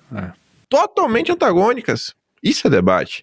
Não é o que acontece lá em Portugal. Então, sempre assim, é a desconexão da realidade, de novo, mais uma vez, como também são os diversos editoriais da imprensa, que, olha, tem um problema aqui. Tá, tem um problema, eu já entendi que tem um problema. Mas e aí, resolve como? Ô Kim, tava falando pros caras aqui, o cara falou assim, nós atingimos um consenso. Eu falei, pois é, mas, porra, olha só, os marxistas já diziam que os marxistas, hein, que todo consenso gera exclusão. Como é que, então, o cara falou, a gente tá aqui no consenso, significa que você excluiu, não tem debate, não tem um ponto que se levante contra aquilo lá. Agora, o que você falou da Tabata Amaral, é muito importante, porque, de certa maneira, o que você vê nessa galera é a montagem de um projeto político que está sendo posto, e eles têm o seguinte objetivo: a montagem de um grande partido de centro-esquerda no Brasil contra um partido de centro-direita, onde leia-se centro, os liberais. Então você tem uma esquerda liberal e uma esquerda uma esquerda liberal, liberal de esquerda, contra um liberal fingindo de direita, né? Então, o neoliberal. Então, é o neoliberal contra o liberal de esquerda, mais ou menos isso. Então, esse é o projeto que está sendo feito, e esse é um projeto, atenção, que se você for ver algumas entrevistas da esquerda, inclusive do Zé Disseu, ele já fala isso. Ele vem falando isso. Ele vem falando isso abertamente, vem falando isso de bastidores. Então ele pensa em pegar e se alinhar com um grande partido, né, para poder montar um projeto à centro-esquerda, principalmente depois do fim do Lula, uma vez que entende-se que o PT acabou. Vai acabar, porque vai virar um PMDBzão. Né, fragmentado aí. Então, você tem uns partidos de centro-esquerda e, do outro lado, um partido liberal à direita. E assim os liberais continuariam tocando. E tirariam esses considerados extremos indesejáveis, lê-se nós à direita, e os caras lá do outro caminho, de circulação, entendeu? Tiraria de circulação. Seja por censura, seja por inviabilidade da candidatura, né, seja por uma série de medidas jurídicas e midiáticas que são tomadas contra nós. Isso é o plano que está sendo posto. Quando a Tabata Amaral é aplaudida, porque ela... Como é que você tem... Veja bem, como é que você tem, ao mesmo tempo, uma plateia que aplaude, ovaciona o projeto T e o duplo projeto T, o projeto Tarcísio Tabata, entende? Como essa plateia ovaciona ao mesmo tempo essa visão, a não ser que ela esteja dentro do mesmo guarda-chuva ideológico na raiz, e que depois ela vira aqui, uma direitinha aqui, outra esquerdinha ali, e eles meio que andam de mão dada, entendeu? A depender do momento, Arthur, o fim de uma oposição. E tem uma coisa só que você falou, que eu só vi essa chamada de atenção setores mais à esquerda, antipetista, que o momento que o projeto T é ovacionado, isso acontece... E as pessoas não param para entender que ele foi ovacionado quando? Em qual momento? Quando foi apontado como presidenciável, tá? E por quem? Quem o apresenta como presidenciável foi o Jungmann, que junto com o Etchegóin, que é lá o do Temer, né, o general do Temer, fazem parte do IRE do Valfrido Vardi, que é o dono do Boulos. Então você vê, né, como as coisas curiosas. Assim, é simbólico esse tipo de coisa. É um dos nomes do Boulos, né, lá em Lisboa, o Jungmann, o nome do Valfrido Vardi, que está anunciando como presidencial. E aí que vem o aplauso. Então, assim, eu acho bem simbólico isso daí, né? Assim, está sendo chancelado pela mais alta cúpula do judiciário, dos advogados brasileiros, vamos botar assim, né? Dos grandes advogados brasileiros. Só para eu falar aqui o nome correto mesmo, foi o professor emérito Manuel Gonçalves Ferreira Filho, tá? Que criticou e foi aplaudido. Inclusive, curiosamente, foi aplaudido também. Então, ou seja, existe já algumas pessoas que estão insatisfeitas com essa situação, né? Do tipo, é o que nem o Kim fala, pô, vocês estão exagerando, galera. Tá pegando mal até pra gente. Esse aí, é porque foi o último discurso dele, Trelli. Não vai mais participar de nada, avisou, 91 anos. Aí, pô, bateu palma. Também tem isso. É por isso que ele foi lá. Se ele realmente fosse novo, tivesse algum cargo, algum poder, alguma chance de influenciar, tava preso. Ninguém chamava. É isso aí. Fala aí, Herbert. Você queria fazer um comentário final sobre isso, que é o nosso último assunto hoje. Tá, cara, então, tem dois pontos aí. Essa do judiciário, pô, a gente já comentou sobre isso outra vez, que é uma situação antiga, porque desde que você tem o fim do poder moderador com o início da República, você tem o vácuo de poder, porque de alguma maneira, há uma necessidade de um poder moderador e ele vai sendo disputado ao longo da história da República entre o judiciário e Forças Armadas. Então a gente continua tendo essa repetição. A gente continua tendo. Então, ora vai para um lado, ora vai para o outro, e agora parece que eles vão ali conversando e vão tentando ali algum tipo de composição, de alguma forma, talvez não todos os setores, mas a elite de um setor e a elite de outro parecem ter algum grau de composição e de proximidade cada vez maior. Não é por acaso que saiu aquele livro lá, STF, como que os 11 juízes se uniram para salvar o Brasil e tal. Tem recente esse livro? De quando? Agora, recente, cara. É recente. Sobre esse STF agora. Sim, desse STF agora, que fala que o STF consultou um grupinho de generais antes de partir para cima do Bolsonaro e teve anuência, pô. Então você tem um jogo casado aí, cara. Você tem um jogo casado. As coisas não são tão esquisitas quanto as pessoas acham, assim, ou tão bem definidas. Tem um jogo casado. Então, pô, se o Fachin foi lá consultar os generais para ter certeza que não haveria golpe, para que depois pudessem ir para cima do Bolsonaro com bastante tranquilidade, pô, a coisa estava definida. Tanto que eu venho tocando nesse assunto ao longo de 2022 inteirinho, e as pessoas não acreditavam. Não, Herbert, algo vai acontecer. Eu falei, pô, mas você não tá vendo que não vai acontecer nada? Que a única coisa que vai acontecer é você se ferrar? As pessoas não querem acreditar no negócio.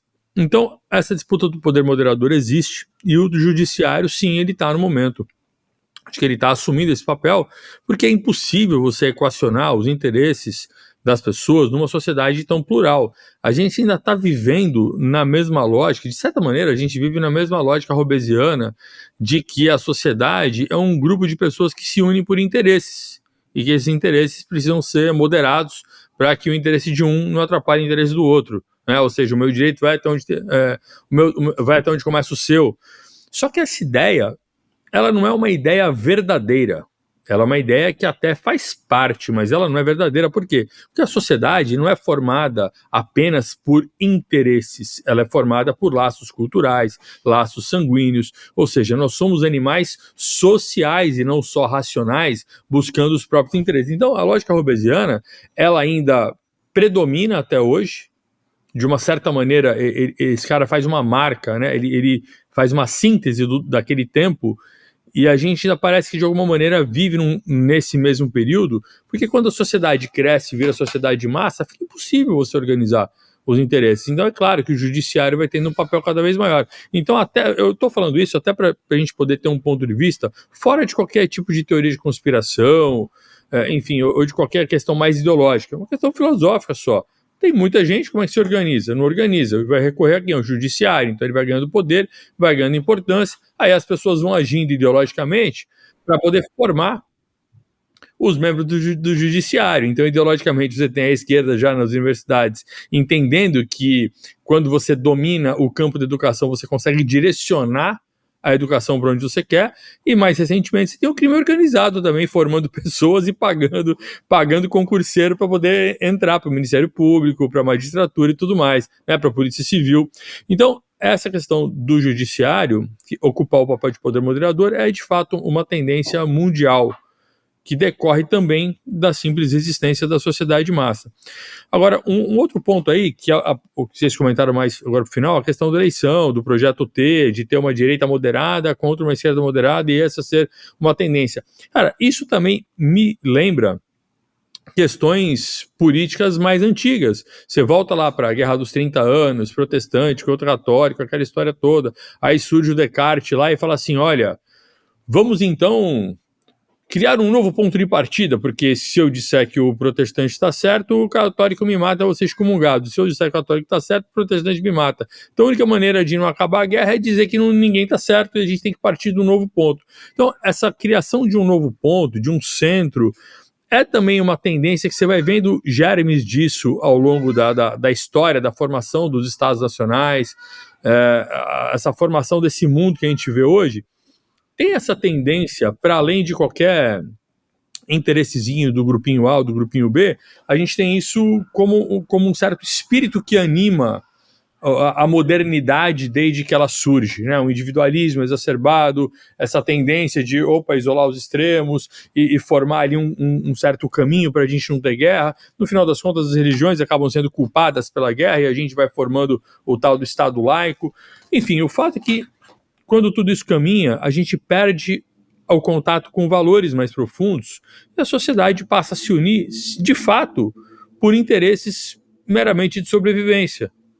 E valores mais profundos vão sendo deixados de lado.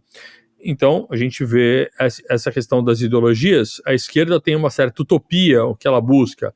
A direita tenta buscar algo mais, talvez, pelo menos essa direita mais popular, tenta buscar algo mais dentro da realidade, ou pelo menos rejeitar a utopia da esquerda, porque sabe que isso leva para o abismo.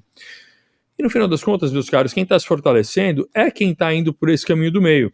Veja que na eleição, nesses últimos 10 anos que a gente viu aí, pega do 2015 para cá, cara, com fora Dilma e o desgaste da esquerda na Lava Jato, quem mais cresceu? Foi o Centrão. O Centrão ele soube crescer no espaço deixado pelo desgaste da esquerda e soube crescer no espaço não ocupado pela direita, e aqui eu não estou me referindo à direita liberal, elite disso, não sei o que daquilo, estou me referindo a essa direita mais popular, porque ela não sabe trabalhar, não se desenvolveu, a representatividade dessa direita é algo que precisa ainda melhorar bastante de qualidade em termos de atuação política. Então, quem cresce nesse espaço? Cresce esse Centrão. E a minha previsão, quem quiser torcer para eu errar, torça, eu mesmo posso torcer para errar, não tenho, meu compromisso não é com isso, né, com acertar, até não gosto de acertar certas previsões, mas a minha impressão é que qualquer candidato que vencer agora em 2026, ele vai ter o Centrão no seu barco, mesmo se for o Bolsonaro. Eu acho que dificilmente tem como fazer algo tão parecido com o que o Trump está fazendo. Eu não tenho essa esperança, posso estar errado, mas a própria composição de chapa eu acho difícil. Eu falo aqui do Ciro Nogueira, acho extremamente difícil que a Federação União PP não consiga colocar alguém. Eu acho extremamente difícil. Então, exatamente. Uma chapa, imagina. Que, o papo do Centrão é simples, ou o quem vai estar apoiando quem? É o Bolsonaro que vai estar tendo apoio do centro-direita, ou é o Bolsonaro que vai estar apoiando alguém de centro-direita, talvez o Tarcísio? É isso que está sendo discutido. Agora, eu entendo as críticas que muitas pessoas fazem ao Tarcísio. De fato, ele seria um candidato que não faria grandes rompimentos, e por isso ele é aceito. Então, eu até acho legal pontuar uma diferença entre ser o candidato do sistema, por ser alguém muito comprometido, ou ser simplesmente o cara que se encaixa no negócio. Eu vejo o Tarcísio ocupando um espaço que era do PSDB, só que com tons mais de direita. Agora, eu que sempre gostei eu sempre trabalhei na base ali da política, numa ação mais diária, com o pé no chão ali, digamos assim, eu não desgosto tanto dessa ideia. Não é que eu acho ideal, mas eu sempre vejo uma brecha por onde se aproveitar. E vejo que muita gente da esquerda vê dessa maneira também. Olha, o próprio Zé Dirceu falando, olha, já que não dá pra gente ter um candidato de esquerda, a gente pode fortalecer um centro-esquerda e crescer ali por dentro. Eu penso que um candidato como o Tarcísio, e olhando até a posição dele agora no governo do estado, que aliás, para mim, na minha preferência, o candidato a presidente não seria ele iria para a reeleição. Se eu pudesse escolher, eu mandaria ele na reeleição agora em São Paulo e faria outra coisa no governo federal. Eu não gostaria de ver o Tarcísio candidato, ao menos nesse momento. Mas mesmo dentro do governo paulista, cara, tem espaço que não é aproveitado.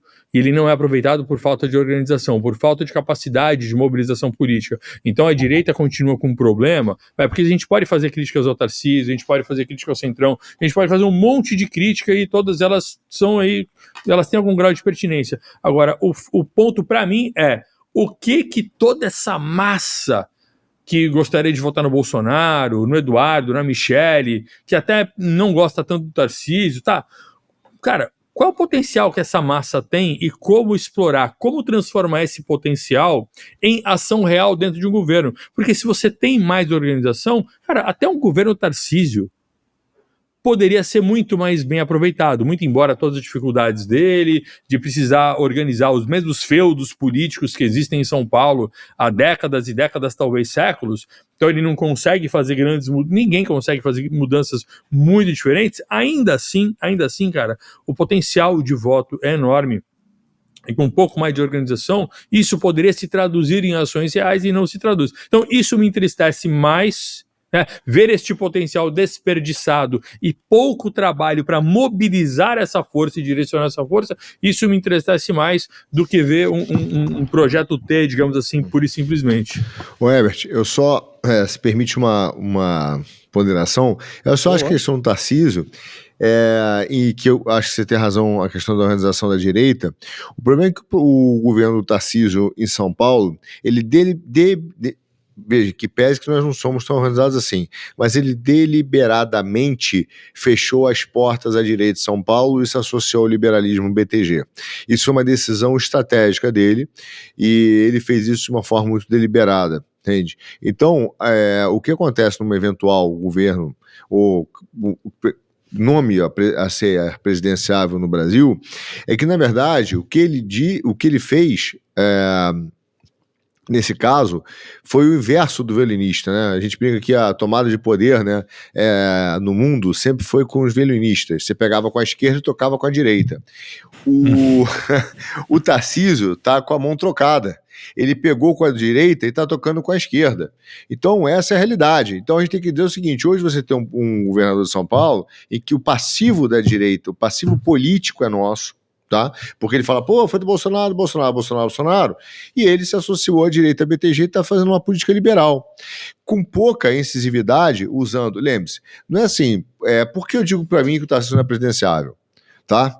E de forma de coração, porque São Paulo já é um país. São Paulo hoje é um dos maiores países da América Latina. Se você fizer a conta, acho que é o terceiro, né? Se São Paulo fosse um país.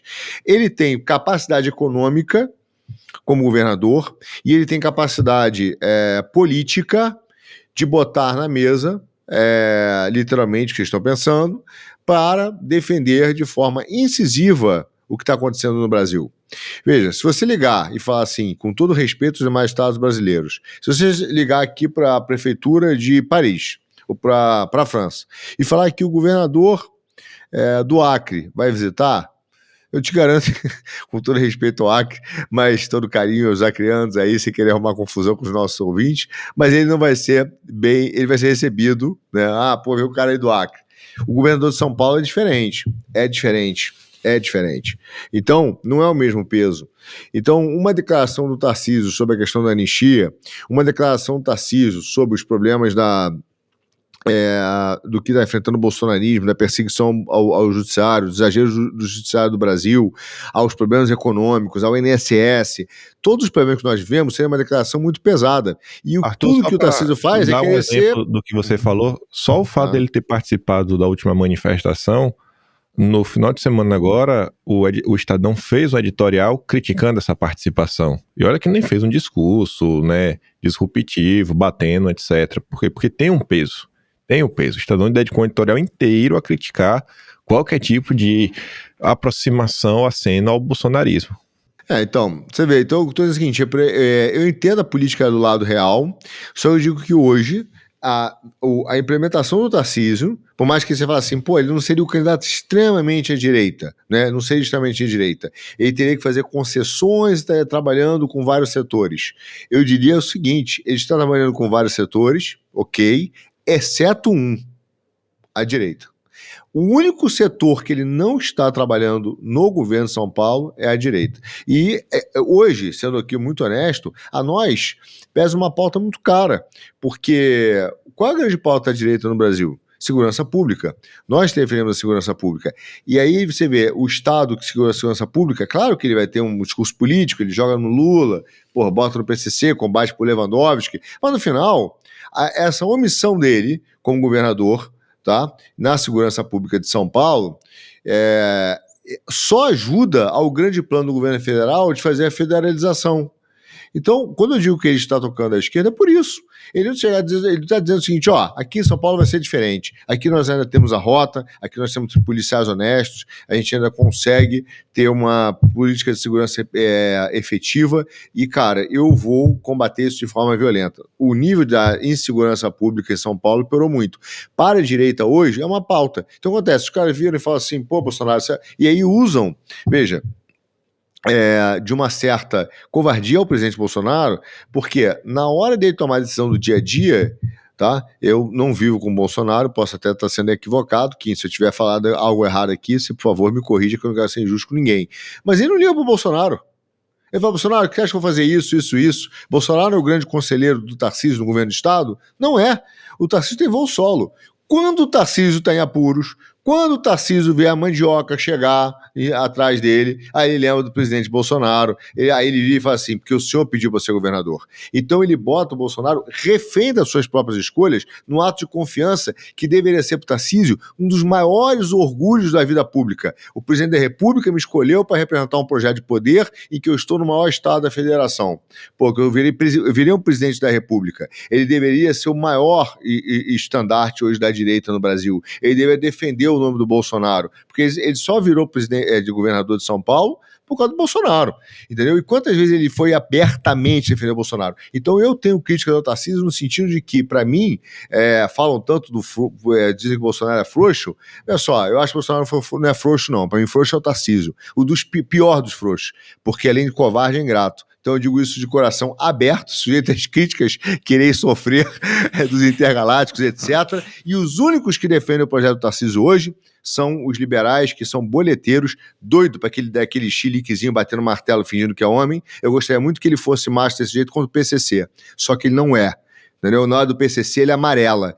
Na hora que chegar aqui nos fóruns de Lisboa, que perguntaram para ele o que ele achava que tinha que fazer de segurança pública, ele falou assim, eu como militar digo que as Forças Armadas estão preparadas para outro tipo de combate, porque nós temos que estar preocupados com as pessoas no meio da rua. Tirou a força militar e disse assim, isso aqui é meu país, se a gente tiver que botar o exército, usar as forças militares para combater o narcotráfico, dado a expansão do terrorista do PCC, nós vamos fazer e nós vamos ter que usar sim, porque a última esperança de um povo é quando tudo mais falha, ele olha para o seu exército e fala, cara, só vocês podem combater um exército como virou o PCC, o Comando Vermelho, patrocinados pelo Foro de São Paulo. Aí vem um governador eleito pela direita, eu tenho que ver que são militares, Forças Armadas não estão preparadas para isso, é melhor deixar para lá. Aí diz, desculpa, Tarcísio, tu é um puta de um frouxo, irmão, só porque ficou com medo do Gilmar e do Alexandre. Sai daí, cara. Dá o cargo para quem quer tocar governo de São Paulo de verdade. O meu ponto aí é o porquê que isso acontece. Eu entendo que tem um pouco de responsabilidade também do próprio setor social. Cara, quem não chora não mama. Eu entendo que o pessoal da direita não sabe se impor. Porque, veja, a covardia, vamos assumir que você está 100% certo e ele é covarde. Cara, a covardia, ela é feita justamente contra alguém que não pode se defender. Por isso ela é covardia. Então, o ponto para mim, que é anterior, cara, a direita se coloca, essa direita popular que ajudou a eleger o Tarcísio, cara, ela se coloca nessa posição de ser alvo de covardia por falta de capacidade. E isso daí é o ponto. Então, a covardia só acontece com quem é passivo da covardia do outro. Então, cara, é muito voto. Mas ele tá sendo cobrado, velho. Ele tá sendo cobrado. Não, eu não acho que a direita que quer lançar o Tarcísio é a direita do Estado. Não é direita, é o Estadão. É os café da vida aí, os café com não sei quem, é os Marcelete. Isso não é direita. Esses aí, se juntar café com não sei quem, Marcelete e tal, não tem um voto na urna. Entendeu? Os intergalácticos vão precisar do Bolsonaro. Entendeu? Esse cara não tem voto. Então, assim, a direita mesmo tá cobrando o Tarcísio. Tá dizendo, e aí, cara, qual é? Agora, quando ele sentiu o esquentar o rabicó dele, aí ele virou, aí quando tentaram lançar ele presidente, ele gostou, né? É aquele assim, não quero. Fala de novo que eu vou. É o famoso me chama que eu vou. Aquela música do Cid Magal. Me chama que eu vou. Não quero, entendeu? Não quero, mas já tô pronto. Entendeu? Eu não sei se eu vou. Já tá com o vestidinho de tubinho preto colado na porta. Entendeu? Não me chama 2 vezes que eu tô pronto. Entendeu? Então, vai cantar a história. Não tô falando de você, tô falando dele. Vai contar a história pra outro, porque na verdade ele tá querendo, ele quer. Ele tá doidinho, entendeu? Só tá esperando o assovio. Só que, na hora que a direita se levantou e o Tarcísio tá sendo cobrado, há muito tempo pelos bastidores. Entendeu? Há muito tempo. E eu vou te falar uma coisa pior. A candidatura do Tarcísio, ela só está sendo induzida por certos setores do PL e do Kassab para poder pegar essa turma dos deputados estaduais que estão lá e tentar tomar São Paulo de vez, entendeu? Lançar André do Prado, sei lá quem que eu tô abrindo na Assembleia. Então, a realidade é que o objetivo do Tarcísio é tirar o Tarcísio da frente e entregar para uns caras que não têm voto. Entendeu? E pedir apoio com o Bolsonaro. Aí fica esse cara, qual é o nome dele lá, da pesquisa lá, esqueci o nome dele, Paraná Pesquisa. Murilo Hidalgo. Murilo. Aí vem com a pesquisinha e fala assim, presidente, olha aqui, ó, veja aqui o Tarcísio pontuando. Tudo armação, irmão. Tudo pro presidente falar, bom, você tá pontuando, vamos lançar o cara, entendeu? Mas é tudo feito, pesquisa entre quem? Entre ali dentro do PL, entendeu? Consulta 1, 2, 3, 4, 5, mas não sei quem. Ó, consulta aqui, multiplica por 10, multiplica por 100, divide por 6, tira o módulo e entrega pro presidente. Então, essa é a realidade. Gravou um vídeo nas entrelinhas. Desculpa a sinceridade aqui, porque o Tarcísio, eu tô por aqui, velho, entendeu? Isso porque eu falei que a gente concordava em tudo, hein? Eu gostei. O cara chegou aqui pra mim e falou assim, me perguntaram aqui em Lisboa, só me perguntar aqui em Lisboa, você senta com o Tarcísio? Eu falei, cara, eu não quero sentar com esse cara. Eu vou te falar de coração, se tivesse uma mesa aqui, vamos sentar com o Tarcísio, eu não sento na mesa pra comer com esse cara, velho. Porque pra mim esse cara é o maior sem vergonha, porque ele defende o pior do que há no Brasil, entendeu? Ele é fosco com o PCC e cadela André Esteves. Cara, isso é a única coisa que eu não perdoo no cara. Ele podia ter feito um governo de segurança pública e ter sido macho para encarar o BTG. Porra, ele fez um governo de segurança pública ridículo e virou o chihuahua do André Esteves. Agora imagina se ele sair. Imagina se ele sair de São Paulo, quem que vai entrar? André do Prado. Não. Esse é o plano que eu ia falar. O Melo Araújo, ele gravou agora um vídeo. Eu prefiro que deixe. O Melo Araújo fez um vídeo agora comentando. Ele comenta, se você para essas entrelinhas e escuta, pra mim, quem fica escutando é a Rádio Peão, sabe do que tá rolando. Existe esse interesse real aí do PL de emplacar, em especial o André do Prado na máquina, ou de cabeça, ou de vice, o que quer que seja, em busca aí das secretarias e tudo mais, que da mesma forma que a direita não tem essa organização, que o Herbert tá falando, o Centrão tem. Ave Maria, pede aí 1.000 nomes pra ver se o Centrão te dá 2.000, porque se os 1.000 primeiro não funcionar, tem mais 1.000 aí na reserva. Então assim, os caras estão atrás da máquina. Pode ver aí vários eventos, se o André do Prado não aparece nesses eventos municipais, eventos do estado, se ele não tá lá, é o presidente da Lesp, beleza, mas dá uma olhada se ele não tá lá. André do Prado é o nome do Duda Lima, que é outro aí que opera junto com toda essa turma. Apanhou tanto no final de semana que correu pra postar nota no Lauro Jardim falando que tá vindo aí os comerciais dele pra bater no Lula. Por quê? Porque tá apanhando, sabe disso, e não tá apanhando só de quem, às vezes, o pessoal faz a criticou, tá apanhando também nos bastidores, ele sabe disso. O pessoal não aguenta mais. Quando Eduardo vai e faz um vídeo falando que ele queria estruturar a direita, precisava ter uma fundação no partido, mas não é tão prioritário assim dentro do PL, né? Então, bom entendedor, Isso é um problema, né, cara? Isso é um Pois é. problema, porra. Vou te dar... aquele O dia lá. entendedor, todo mundo sabe que, ok, é Duda Lima. Aí você se pergunta, rapaz, como é que um marqueteiro como Duda Lima, né? Não sei, que o cara ganha muito dinheiro, tá em Roland Garros. Tá lá em Roland Garros, vendo lá. Quanto é que se gasta num dia lá em Roland Garros? Hotel, mais a entrada, mais a consumação, champanhezinho e tudo mais. É onde tá. Tava em Mônaco, Duda Lima. Você estava em Mônaco, Duda Lima. Rapaz, eu torço por um dia das fotos que rodam nos WhatsApp da vida, chegar alguém com o dedo na cara e falar, ó, esse aqui é o Duda Lima, olha o que ele tá fazendo. Esse aqui é o Valdemar, olha o que ele tá fazendo. Esse aqui é o irmão de fulano, olha o que o irmão de fulano tá fazendo. Olha o que os irmãos estão fazendo. E citar nominalmente. Nominalmente. Não adianta ser a gente, quem é a gente na fila do pão, né? A gente não tem sobrenome badalado, a gente não é político, não tem mandato, então a gente fala, fica parecendo doido de internet. Mas chegar alguém um sobrenome que impõe respeito mesmo aí, falar, dedo na cara, foto, falar, ó, isso aqui aconteceu. Isso aqui aconteceu mesmo, tá aqui, ó. Pra galera falar, nossa, mas é a direita. Pra vocês aí, é a direita. Dedo na cara mesmo. Olha só, Kim, e aí, vou botar um ponto que eu penso de coração aqui. O Kim, eu já tinha tacado fogo, aí o Kim foi apagar com querosene. Pegou a querosene, bum. Mas olha só, vou dar um exemplo que eu falei pros caras abertamente nas críticas aqui de bastidores, que é o seguinte, independentemente de gostar ou não, de fazer juízo de valor, não estou defendendo a Zambelli, em todos os aspectos dela. Mas vamos aos pontos. Nós tivemos 2 deputados federais, com 2 milhões de votos, os dois. 1 milhão, acho que 1 milhão, né? 1 milhão, 900 mil, o Eduardo, 1 milhão Zambelli, enfim, 2 milhões de votos. O Eduardo teve que sair foragido do Brasil por uma perseguição do PGR. Eu quero saber o seguinte, acho uma declaração do Tarcísio contra esse absurdo e do PL. 1 milhão de votos. 1 milhão de votos. O cara elegeu, se o corte fosse 100 mil, ele elegeu 10 deputados.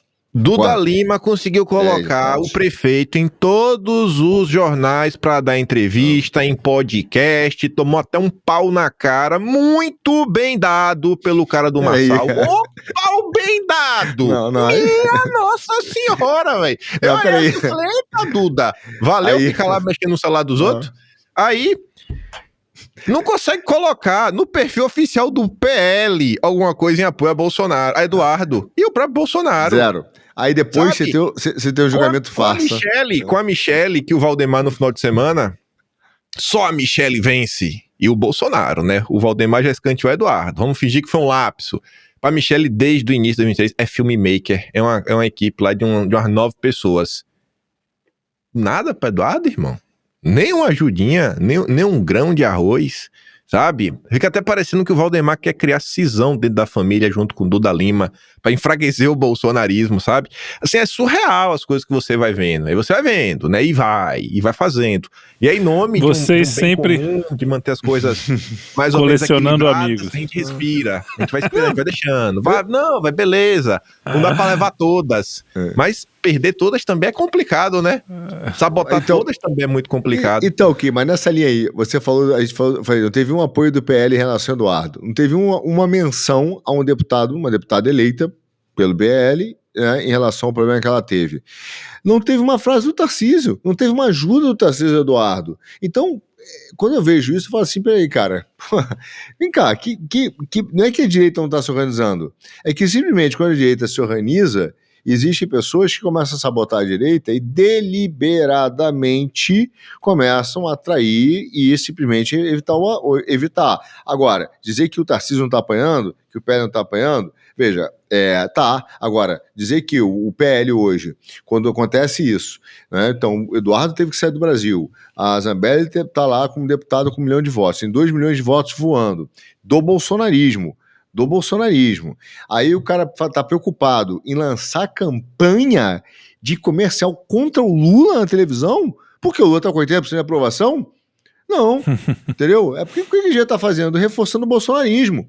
Ele tá reforçando o bolsonarismo? Não. Meu problema é o Lula. E aí fica mandando essa notinha que de vez em quando sai por aí que não é recebido do Estadão. PL acha que Tarcísio... Isso cara, isso é mais plantado do que pé de maconha no Morro do Alemão, velho. Então, assim, é de brincadeira. O PL acha que o Tarcísio... Isso é matéria... Porra. Mano, matéria quando fria. Quando terminou de gravar com o Eduardo da outra vez, o Eduardo tava reclamando lá que Tem deputado que tem jatinho. Pra ele, Ave Maria, é só facada nas costas. Não. Sabe, você Então, assim, a diferença de tratamento, né?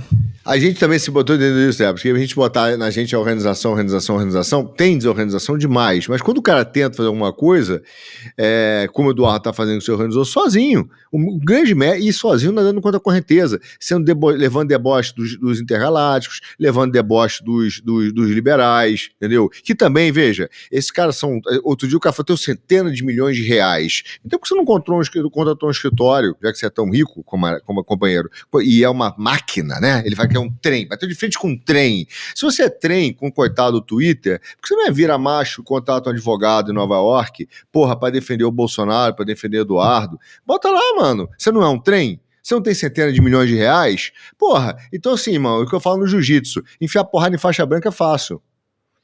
Quero ver chamar o Rico São Grace pra porrada, velho. Chamar, eu sou bom pra caramba. Peguei um faixa branca e morreu o cara. Ah, valentão pra caramba, hein, mano. Você como fala aquele comercial, você é velho. Tô impressionado. Minha gente, entendeu? Bom, a gente já passou muito do horário. Opa, tá bom. O Herbert vai fazer a parte final, porque eu vou deixar ele. Ia só comentar que o Eduardo tem demonstrado um amadurecimento, né? É nítido ver o Eduardo de 2018, 2022 e agora 2025. Né? Cara, pra mim parece nítido que ele vem se encaminhando de maneira cada vez melhor.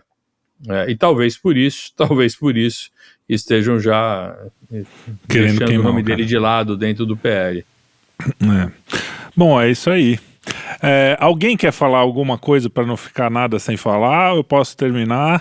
Colocar isso para sempre. É só falar que é por tantas injustiças como essa, velho, que eu não acho Eduardo perfeito, o Jair também não, mas é tanta injustiça contra, mano, que não tem como não ficar do lado dos caras, sabe? Eduardo aí pode fazer uma maluquice, o Jair também, que você fala, mano, é só olhar quem tá contra eles. É o que o Olavo fazia, né? Só olhar quem tá contra eles, que eu sei que eu tô do lado certo. Muito bem. Muito bem, vocês também. Hoje foi, eu acho que o Puxando o Fio mais quente. Nem PCO conseguiu tirar esse pessoal do sério. Agora que vão dizer que a gente é a gente mesmo. Mas é muito legal, a gente sempre tá conversando aqui. Espero que vocês também tenham gostado. Comentem, compartilhem, briguem, discordem. De alguém vocês vão discordar hoje, porque se um não concordou com o outro, de alguém vocês podem discordar, vai ser divertido isso.